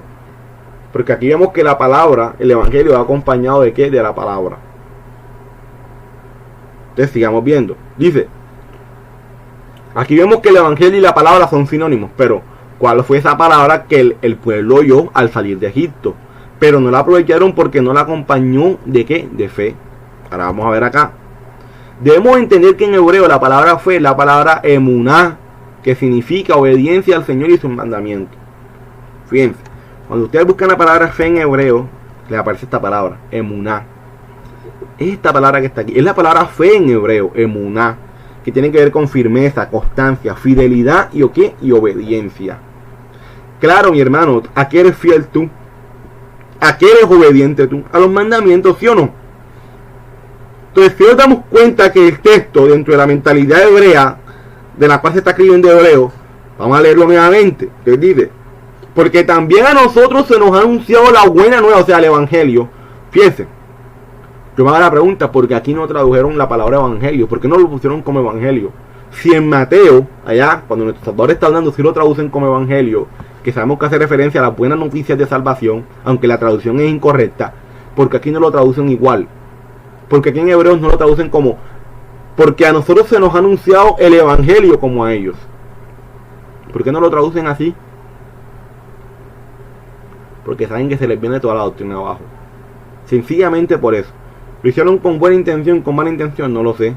Pero sí sé que lo hicieron para adoctrinarnos, para hacernos creer lo que ellos querían que nosotros creyéramos, no lo que la palabra estaba queriendo decir. Dice, porque también a nosotros se nos ha anunciado la buena nueva, o sea, el evangelio como a ellos, claro, como al pueblo del Señor que salió de Egipto. Dice, pero no les aprovechó el oír que la palabra, o sea, se les anunció el evangelio, o sea, se les predicó la palabra, pero no lo aprovecharon. ¿Pero por qué? Por no ir acompañada de fe, o sea, de obediencia. O sea, escucharon la palabra, pero no obedecieron la palabra. Escucharon los mandamientos, pero no obedecieron los mandamientos. Entonces no se les aprovechó. Escucharon los mandamientos, pero no los obedecieron. Entonces de nada les aprovechó. Eso es lo que está diciendo Pablo con la fe. Por no ir acompañada de fe y obediencia. Claro, porque tenemos que entender lo que es la fe para el hebreo.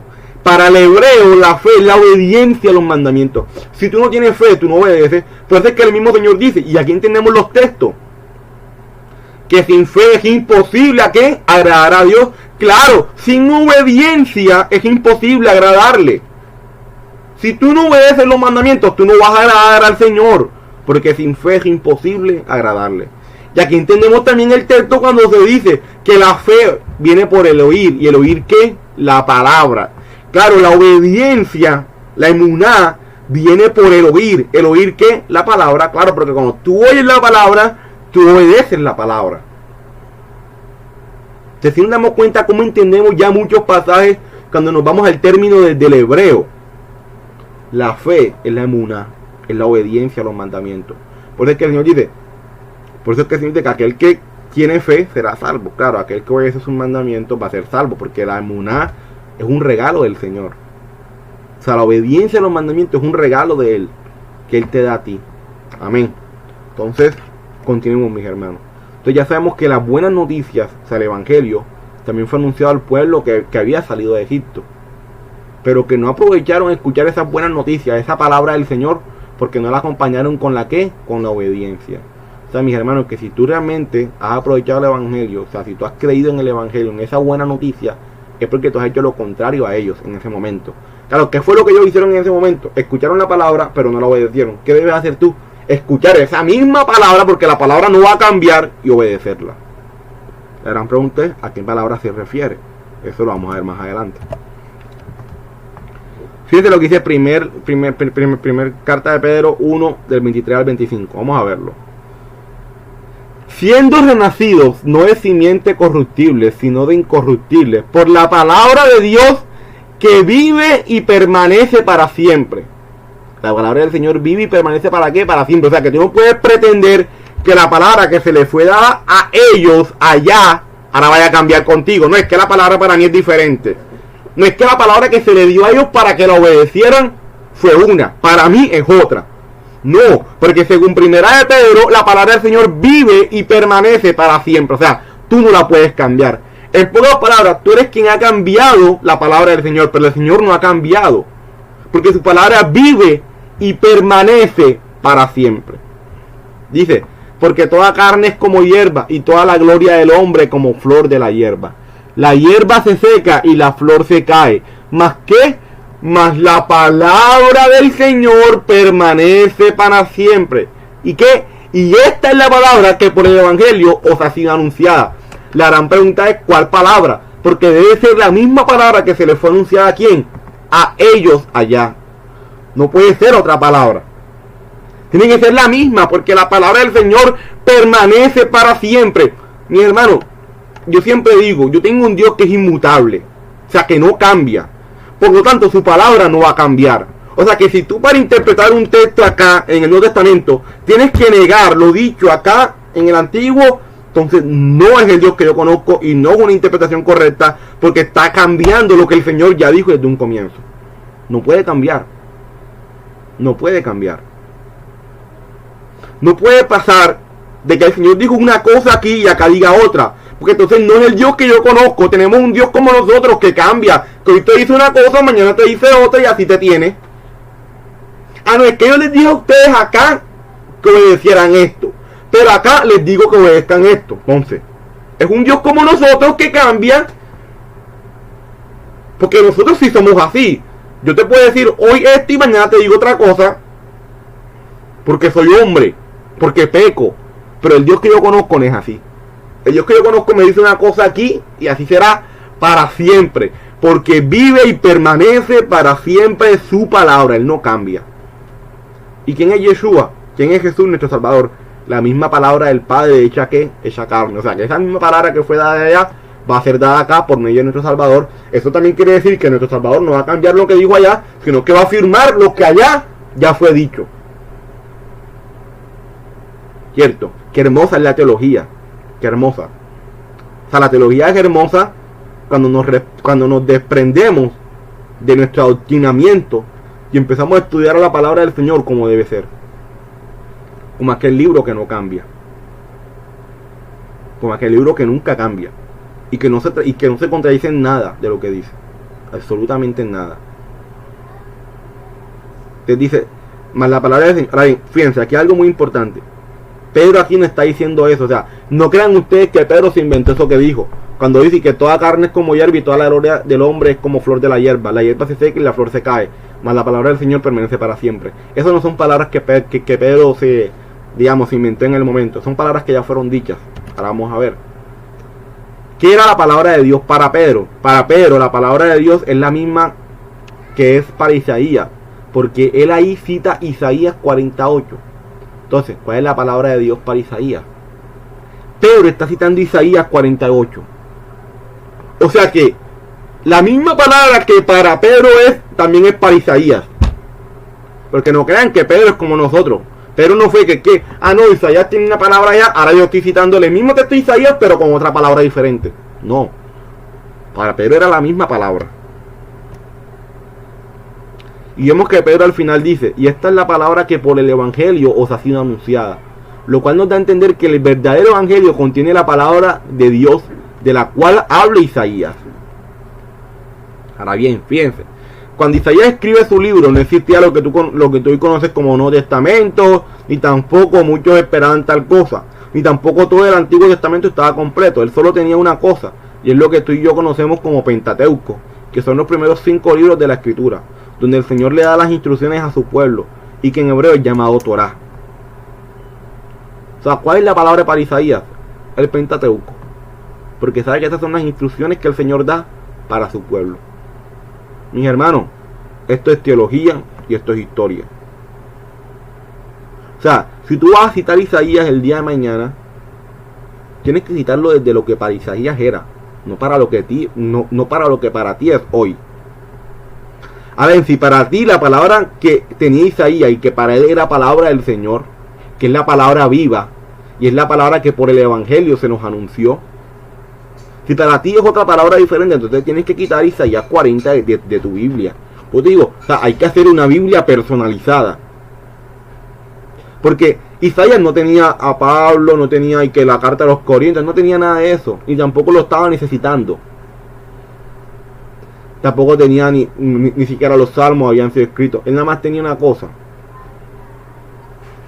Y era el Pentateuco, lo que es la Torá. Y la palabra Torá es traducida como... O sea, está mal traducida como Pentateuco, porque la palabra Torá debe ser traducida como instrucciones. O sea, son las instrucciones que el Señor da para que su pueblo viva bien en esta tierra. Porque fíjense lo que dice Salmo 119, del 9 al 12. ¿Con qué limpiará el joven su camino? Con guardar tu qué, tu palabra, claro. Con todo mi corazón te he buscado. No me dejes desviarme de qué, de tus mandamientos. ¿Cuáles son los mandamientos para David? Los mismos que son para Isaías. Dice, en mi corazón he guardado tus dichos para no pecar contra ti. Bendito tú, oh Jehová, enséñame tus qué, tus estatutos. Me regocijaré en tus estatutos, no me olvidaré de tus palabras. Hoy la gente ni se regocija en los estatutos del Señor y se ha olvidado de la palabra del Señor. Porque para ellos eso ya no hay que cumplirlo. Pero lo que para David era un regocijo, hoy muchos lo ven como una carga. Hoy muchos lo ven como una carga. Y para David eso era un regocijo. Guardar los estatutos del Señor. Pero hoy para muchos eso es una carga, ¿sí o no? La palabra del Señor para Isaías son los mandamientos de nuestro Dios. Es por eso que cuando nuestro Salvador está mandando a su pueblo a volver a arrepentirse al Evangelio, en otras palabras le está diciendo, vuélvanse a la obediencia a los mandamientos. Mis hermanos, vamos a seguir viendo porque voy a explicar otras cosas con base a esto. Es muy importante entender el siguiente texto, ya que hoy por hoy es el texto que se usa para definir lo que es Evangelio, que para muchos es que Jesús murió, resucitó por nuestros pecados. Ojo, eso hace parte de la buena noticia, pero para muchos eso es todo, o sea, ya después de ahí no hay más nada. Y no debe ser así. Pero fíjense cuál texto se usa. Primera a los Corintios 15 del 1 al 4, que dice, además os declaro, hermanos, el evangelio que os he predicado, el cual también recibisteis, en el cual también perseveráis, en el cual asimismo, si retenéis la palabra que os he predicado, o sea, que ya fue predicada antes, sois salvos. Si no creíste, o sea, si no, realmente obedeciste en vano. Porque primeramente os he enseñado lo que asimismo recibí. ¿Qué fue lo que recibió Pablo? Que Cristo murió por nuestros pecados conforme a las Escrituras, o sea, conforme a lo que ya había sido dicho desde antes, y que fue sepultado y resucitó al tercer día conforme a las mismas que Escrituras. Entonces la gente dice, bueno, mira, el Evangelio es lo que dice Pablo en Corintios, que Cristo murió por nuestros pecados conforme a las Escrituras, que fue sepultado y resucitó al tercer día conforme a las Escrituras. Entonces se quedan ahí. Pero vamos a ver, hay que interpretar bien ese pasaje de 1 a los Corintios, porque si no, entonces estamos sacando un texto fuera de contexto. Entonces fíjense, si el Evangelio es simplemente que Jesús murió por nuestros pecados y resucitó al tercer día conforme a las Escrituras, y solo tenemos que creer eso para ser salvos, ¿a qué Escritura se refiere? ¿A qué se refirió el mismo apóstol Pablo en la siguiente cita? Les vamos a ver una cita, porque fíjense, vamos a ver lo siguiente. Segunda Tesalonicenses 1, del 6 al 9. El mismo, o sea, Pablo escribió Corintios, pero también escribió Tesalonicenses. Y vamos a ver lo que dice Tesalonicenses. Porque es justo delante de Dios pagar con tribulación a los que os atribulen. Y vosotros que sois atribulados, daros reposo con nosotros, cuando se manifieste el Señor Jesús desde el cielo con los ángeles de su poder, en llama de fuego para dar retribución a los que no conocieron a Dios ni obedecen al Evangelio de nuestro Señor Jesucristo, los cuales sufrirán pena de eterna perdición, excluidos de la presencia del Señor y de la gloria de su poder. Mi hermano, es muy importante entender el Evangelio, porque no entenderlo te excluye de la presencia del Señor y de la gloria de su poder. Pero si el Evangelio es solamente creer que Jesús murió, resucitó y pagó por mis pecados, entonces ¿a qué se refiere Pablo cuando dice ni obedecen al Evangelio? Claro, porque si nada más es creer eso, entonces ¿qué voy a obedecer? ¿Qué es obedecer el Evangelio? Para ver, si solamente es creer que Jesús murió y pagó por mis pecados, entonces ¿qué es obedecer el Evangelio?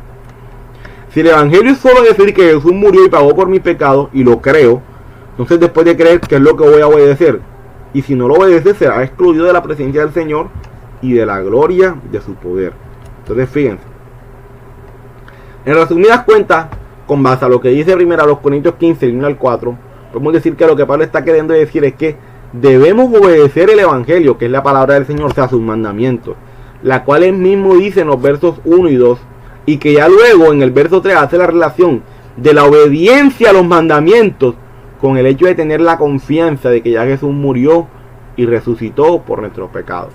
O sea, él no te está diciendo, deja de obedecer los mandamientos, porque ahora solamente el Evangelio es creer que Jesús murió y pagó por tus pecados. No, es que yo tengo que creer en el Evangelio, o sea, yo tengo que creer en esas buenas noticias, en esas palabras, debo obedecerlas, que es obedecer los mandamientos del Señor. En otras palabras, es como si Pablo nos estuviese mostrando la relación que hay entre la obediencia a los mandamientos y la confianza que debemos tener de que ya Jesús pagó por nuestros pecados. Claro, mis hermanos, yo no obedezco para que el Señor me salve, yo obedezco porque ya Él me salvó. Diferente, ¿cierto? Ustedes se dan cuenta la relación que hay entre la obediencia a los mandamientos y el hecho de saber de que Jesús pagó por mis pecados. Es una relación estrecha que no se puede deslindar, no se puede deslindar. Ahora veamos los siguientes textos. Romanos 3:31, todo esto escrito por Pablo. ¿Anulamos entonces la ley, o sea, los mandamientos, por medio de la fe? De ningún modo. Al contrario, confirmamos la ley, claro. Por medio de la fe, que es la obediencia, yo no anulo los mandamientos, yo confirmo el mandamiento. Porque a través de la obediencia, que es la emuná, que es la fe, yo obedezco el mandamiento. Entonces no lo quito, no lo anulo, sino que confirmo el mandamiento, que es la ley del Señor. Romanos 2, del 2 al 13 dice: porque todos los que sin ley han pecado, sin ley también perecerán. Y todos los que bajo la ley han pecado, por la ley serán juzgados. Porque no son los oidores de la ley los justos ante Dios, sino los hacedores de la ley serán justificados. Claro, mis hermanos, no se vale solamente con que escuchen los mandamientos, tienes que obedecerlos. Por eso es que a ellos en su momento, a lo que se refiere en hebreo, ellos no la aprovecharon, porque no la, o sea, esa palabra cogieron, esos mandamientos cogieron, no la acompañaron con ¿qué? Con fe, con la obediencia. O sea, no fueron hacedores de los mandamientos, sino que solo fueron oidores. Y fíjense lo que dice Hechos 24:14. Por esto te confieso, que según el camino que ellos llaman herejía, así sirvo al Dios de mis padres, creyendo todas las cosas, o sea, obedeciendo. Creer es obedecer en hebreo, recuerden, creyendo, o sea, obedeciendo todas las cosas que en la ley y en los profetas están escritas. O sea, mi hermano, eso quiere decir que Pablo obedecía a todas las cosas que en la ley y en los profetas se escribían. Él no hacía otra cosa diferente. Ahora bien, fíjense lo que dice aquí, vamos a seguir viendo. En Mateo 7, del 22 al 23 dice: muchos me dirán en aquel día, Señor, Señor, no profetizamos en tu nombre, y en tu nombre echamos fuera demonios, y en tu nombre hicimos muchos milagros. Y entonces les declararé: entonces nunca os conocí, apartados de mí, hacedores de maldad. O sea, muchos van a llegar en ese: Señor, yo en tu nombre hice muchas cosas. Pero el Señor que les va a decir: nunca te conocí, apártate de mí, hacedor de maldad. ¿Qué es un hacedor de maldad?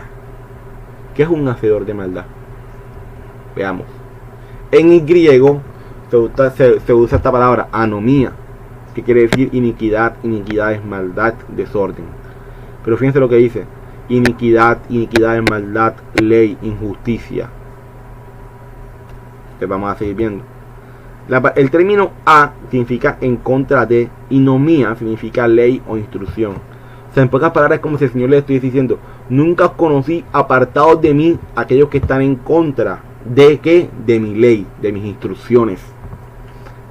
Pero fíjense, cuando lo vemos en el texto en griego, que fue traducido del hebreo al griego, dice hacedor de maldad. Ah, claro, un hacedor de maldad es cualquiera, es aquel que hace mal, que hace cosas malas, ¿cierto? O sea, la expresión te lleva a generalizarlo mucho, pero no hace referencia a ello, hace referencia desde la misma palabra en griego, utiliza la palabra anomía, ¿cierto? Que es iniquidad, que es maldad. Pero anomía, cuando tú te empiezas a pronunciar en la palabra anomía, te das cuenta que la palabra a es ir en contra de algo, y la palabra nomía es ley o instrucción. Por eso es que, en pocas palabras, es como si el Señor estuviese diciendo: apártense de mí, aquellos que están en contra de ¿qué? De mi ley, de mis instrucciones. Ahora bien, fíjense. En otras palabras, es como si nuestro Salvador dijera: apártense de mí aquellos que están en contra de la ley, de las instrucciones del Señor. Y fíjense cómo dice el término, el texto en hebreo, porque este es el texto en hebreo. Muchos me dirán en aquel día: Adoní, Adoní, o sea, Señor, Señor, no profetizamos en tu nombre, y en tu nombre echamos fuera demonios, y en tu nombre hicimos muchos milagros? Y entonces les declararé, nunca os conocí, apartados de mí, transgresores de qué, de la Torá, o sea, de los mandamientos, del Pentateuco. Claro, mi hermano, se dan cuenta, nuestro Salvador no te está quitando la responsabilidad de obedecer los mandamientos, de obedecer la Torá. Al contrario, te lleva a obedecerlo, porque tú puedes, hoy hay muchos que pueden hacer muchas cosas, milagros y lo que sea, y se van a acercar al Señor diciéndole aquel día, Señor, en tu nombre echamos fuera demonios, hicimos milagros. ¿Qué les va a decir el Señor? Nunca os conocí, apártense de mí, ustedes que vivían creyendo mis mandamientos. O sea, nunca le dieron la importancia a mis mandamientos, y se creyeron los mejores solo porque hacían milagros, hacían esto y hacían lo otro. No, porque el verdadero hijo mío se reconoce porque obedece mis mandamientos, mis instrucciones. Claro, usted nunca ha escuchado la expresión así que ese peladito es igualito a su padre, míralo como es igualito a su papá. Claro, porque se comporta igual a quien, a su padre. Bueno, nuestro Padre Eterno nos dejó unas instrucciones, y nosotros sus hijos tenemos que comportarnos tal cual como nuestro Padre nos manda. Pero estos se creen hijos solamente porque echan fuera demonios y hacen milagros. Pero no, el hijo se reconoce porque obedece al Padre, y porque actúa tal cual como su Padre actuaría. Y para eso tienen que conocer los mandamientos. Mis hermanos, las traducciones nos han dañado mucho, y eso lo reconozco. Por eso es que este estudio lo hacen mirar las versiones griegas y las versiones hebreas, para así llegar a una mejor interpretación. Ya pasamos del evangelio, ¿cierto? O sea, ya vimos que el evangelio es que es la obediencia a los mandamientos. Sí, el evangelio sabemos que parte de esas buenas noticias es que Jesús paga por mis pecados, pero eso no me excluye a mí, y ya lo vimos, ¿cierto? Del obedecer el evangelio, o sea, de obedecer esa palabra que a ellos también allá les fue dada, obedecer los mandamientos del Señor. Entonces ya vemos que en la concepción del siglo I, obedecerlo creer en el evangelio que es obedecer los mandamientos del Señor. A ver, siguiente pregunta, ¿qué había en Siria? Porque vimos que el Señor iba a Siria, ¿cierto? Dice, en el año 721, Asiria avanzó desde el norte, tomó el reino de Israel y llevó al cautiverio a las 10 tribus. De allí se perdieron en la historia. Share of Jesus Christ es la página donde tomé este comentario. Recuerden, siempre cito, entonces para que lo tengan siempre presente eso. Siempre cito, cuando cito es porque eso que está escrito ahí no fueron palabras mías. Entonces siempre cito para que se tengas en cuenta. Dice, bajo el mandato de estos reyes, o sea, bajo el mandato del rey de Asiria, Asiria alcanzó su mayor poder, controlando la zona que incluía no solamente a Asiria, sino también a Babilonia, Armenia, Media, Palestina, Siria, Fenicia, Sumeria, Elam, Egipto. Este imperio sin duda fue la organización administrativa más extensa que hasta entonces se había visto en el Mediterráneo o en el cercano oriente. Todo esto fue tomado de Share of Jesus Christ. Dice, el profeta Isaías advirtió a Israel que si no se arrepentía, el Señor emplearía a Siria como vara de mi furor. O sea, el Señor, por medio del profeta Isaías, le dice al pueblo, pila, como no se arrepientan, o sea, como no se aparten de su pecado y se vuelvan a mí, yo voy a tomar a Siria para que vaya y los destruya y los tome a ustedes. Ya fíjense lo que dice Isaías 10:5. Oh Asiria, vara y báculo de mi furor, en su mano he puesto mi ira. Sigue diciendo Segunda Reyes 8 del 10 al 15, dice. Y Eliseo le dijo, ve y dile, seguramente sanarás. Sin embargo, Jehová me ha mostrado que él morirá ciertamente. El varón de Dios le miró fijamente y estuvo así hasta hacerlo ruborizarse. Luego lloró el varón de Dios. Entonces le dijo Hazael, ¿por qué llora mi señor? Y él respondió, porque sé el mal que harás a los hijos de Israel. Fíjense, aquí le está hablando Eliseo, le está hablando el profeta, le está diciendo, yo sé el mal que tú le harás al pueblo de Israel. Dice, porque sé el mal que le harás a los hijos de Israel. A sus fortalezas pegarás fuego, y a sus jóvenes matarás a espada, y estrellarás a sus niños, y abrirás el vientre a sus mujeres que estén encintas. Y Hazael, que en este caso era quien gobernaba en Asiria, cierto, dijo, pues, ¿qué es tu siervo, este perro, para que haga tan grandes cosas? Él respondió, y respondió Eliseo, Jehová me ha mostrado que tú serás rey de ¿quién? De Siria. Y Hazael se fue y vino a su señor, el cual le dijo, ¿qué te ha dicho Eliseo? Y él respondió, me dijo que seguramente sanarás. El día siguiente tomó un paño y lo metió en agua y le puso sobre el rostro de Ben-Hadad y murió. Y reinó Hazael en su lugar. O sea, aquí el Señor ya está profetizando de que vio Eliseo, rey de Siria, que iba a hacer, iba a tomar a todo Israel. Le iba a llevar cautivo, que en este caso recordemos que Israel hace referencia a quién, a las 10 tribus del norte. Nuestro Salvador sabía que en Siria había muchos exiliados y por eso vaya a fin de traerlos de vuelta al pacto. Claro, el Señor sabía que en Siria había mucha gente de su pueblo, por lo que ya había sucedido en Segunda de Reyes, ¿cierto? De que Eliseo toma a muchos del pueblo de Israel y los llevó cautivos ¿a dónde? A Siria. Entonces nuestro Salvador sabía todo eso. Por eso él va a Siria a traer a esas ovejas perdidas de la casa de Israel. Entonces ya sabemos qué era lo que había en Siria. ¿Por qué nuestro Salvador va a Siria? Había pueblo del Señor allá porque había sido llevado cautivo por su desobediencia al Señor y sus mandamientos. Ahora veamos Decápolis, el tema de la Decápolis. Vamos a ver eso. El último verso, que es el verso 25, nos habla de que nuestro Salvador le siguió mucha gente de Galilea, de Decápolis, de Jerusalén, de Judea y del otro lado del Jordán. Fíjense, aquí estamos. Si se dan cuenta, mis hermanos, aquí ven que estamos hablando de... Se damos cuenta que está Galilea, ¿cierto? Decápolis. Esto aquí era compuesto... Vamos a profundizar en esto de Decápolis. Dice que había también Jerusalén, ¿cierto?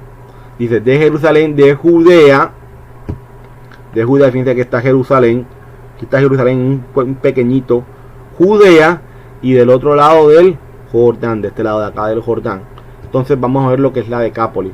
Entonces vemos que mucha gente, tanto de Galilea, de Judea, de Jerusalén, empezó a seguir al Señor.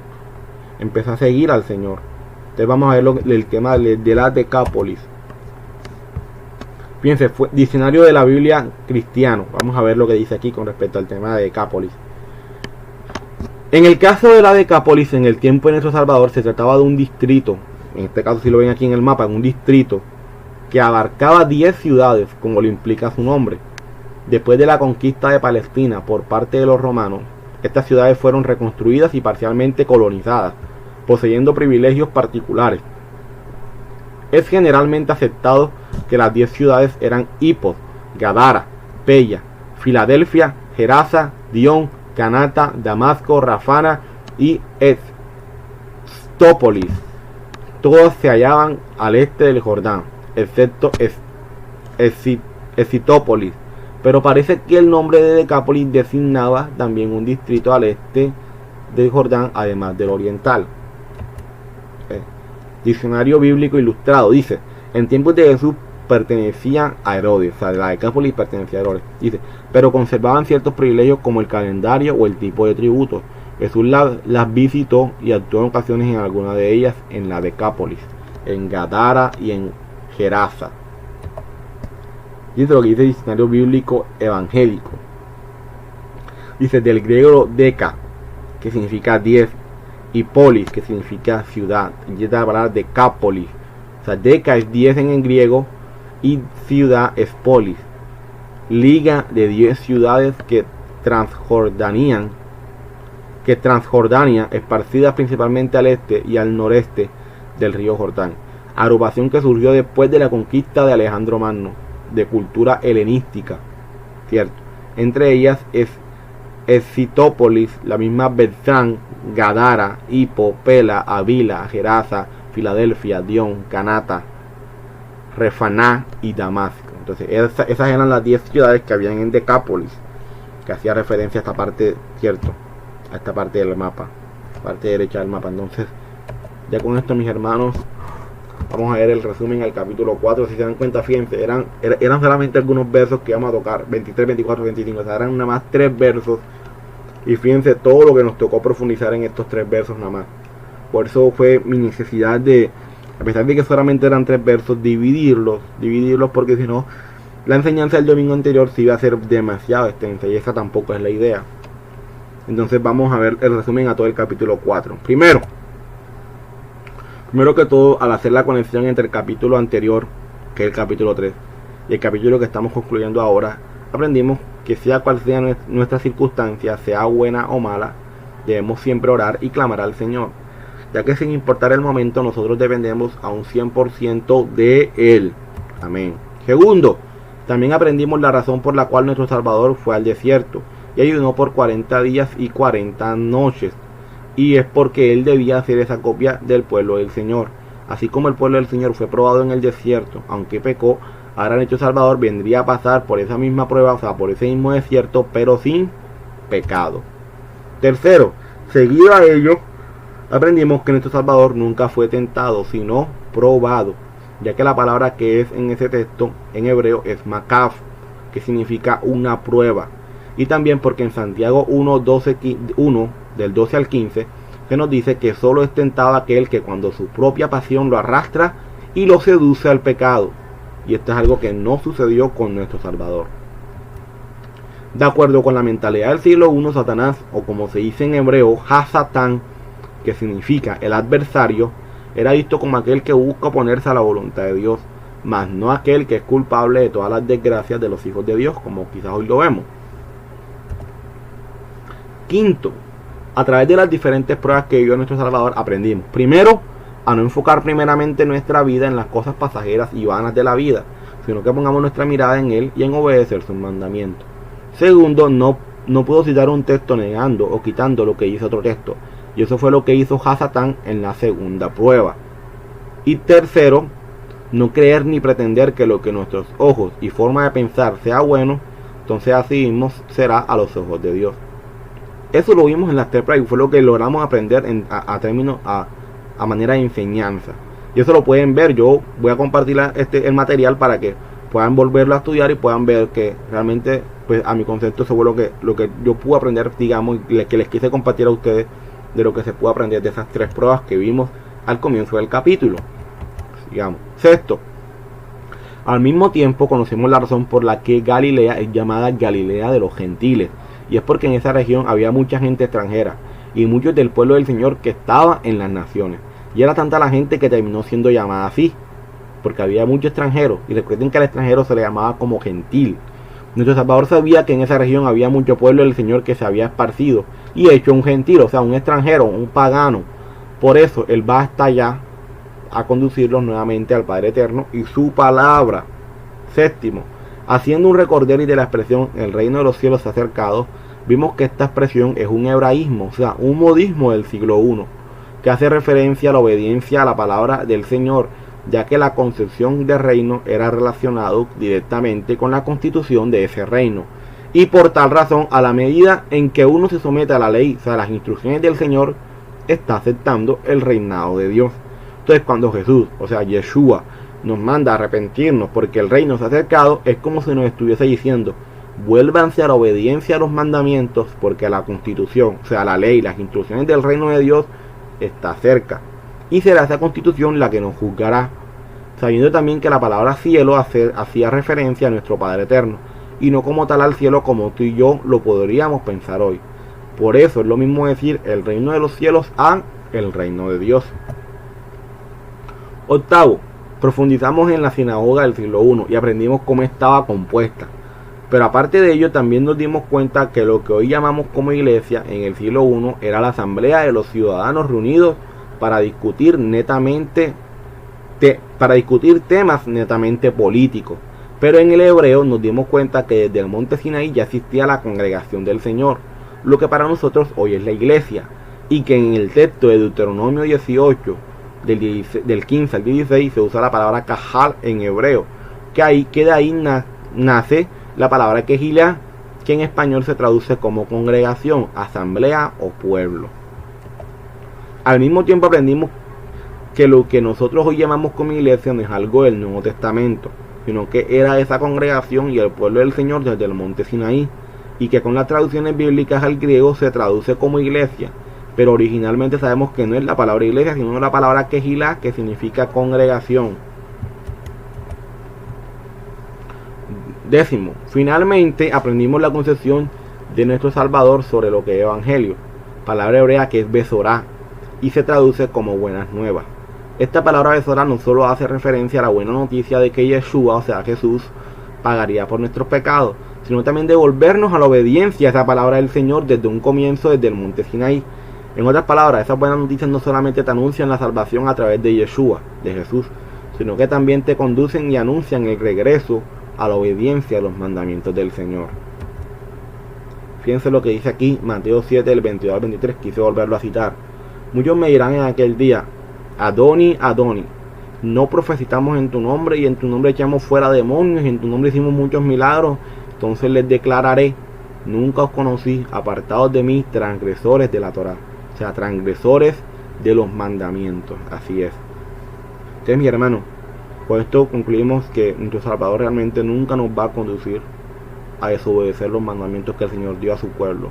Al contrario, nos reafirma la obediencia a esos mandamientos, que es lo que el Padre Eterno quiere que nosotros hagamos, que obedezcamos sus mandamientos. Entonces, fíjense, aquí está la referencia bibliográfica. Entonces, mi hermano, la frente me gozo mucho en el Señor, porque nos ha permitido poder ya concluir este capítulo 4 para la gloria y la honra de su nombre, y me gozo en el Señor. Realmente me gozo y le doy la gloria a Él por ello. Y espero que este capítulo haya sido de mucha bendición para ustedes, así como también lo ha sido para mi vida. Y que el Padre Eterno les bendiga a todos y cada uno de ustedes desde sus hogares. Bueno, mis hermanos, ya aquí ya terminamos el capítulo 4 del Evangelio de Mateo. Sé que fue de mucha bendición para mi vida, lo fue el haber entendido la concepción de Evangelio, el haber entendido cómo estaba compuesta la sinagoga en el siglo I, y el entender todo lo que entendimos en este capítulo 4, realmente que fue de mucha bendición. Para mi vida lo fue, y sé que también para ustedes lo será. Igualmente sigue siendo un capítulo para seguir estudiando, para seguir aprendiendo.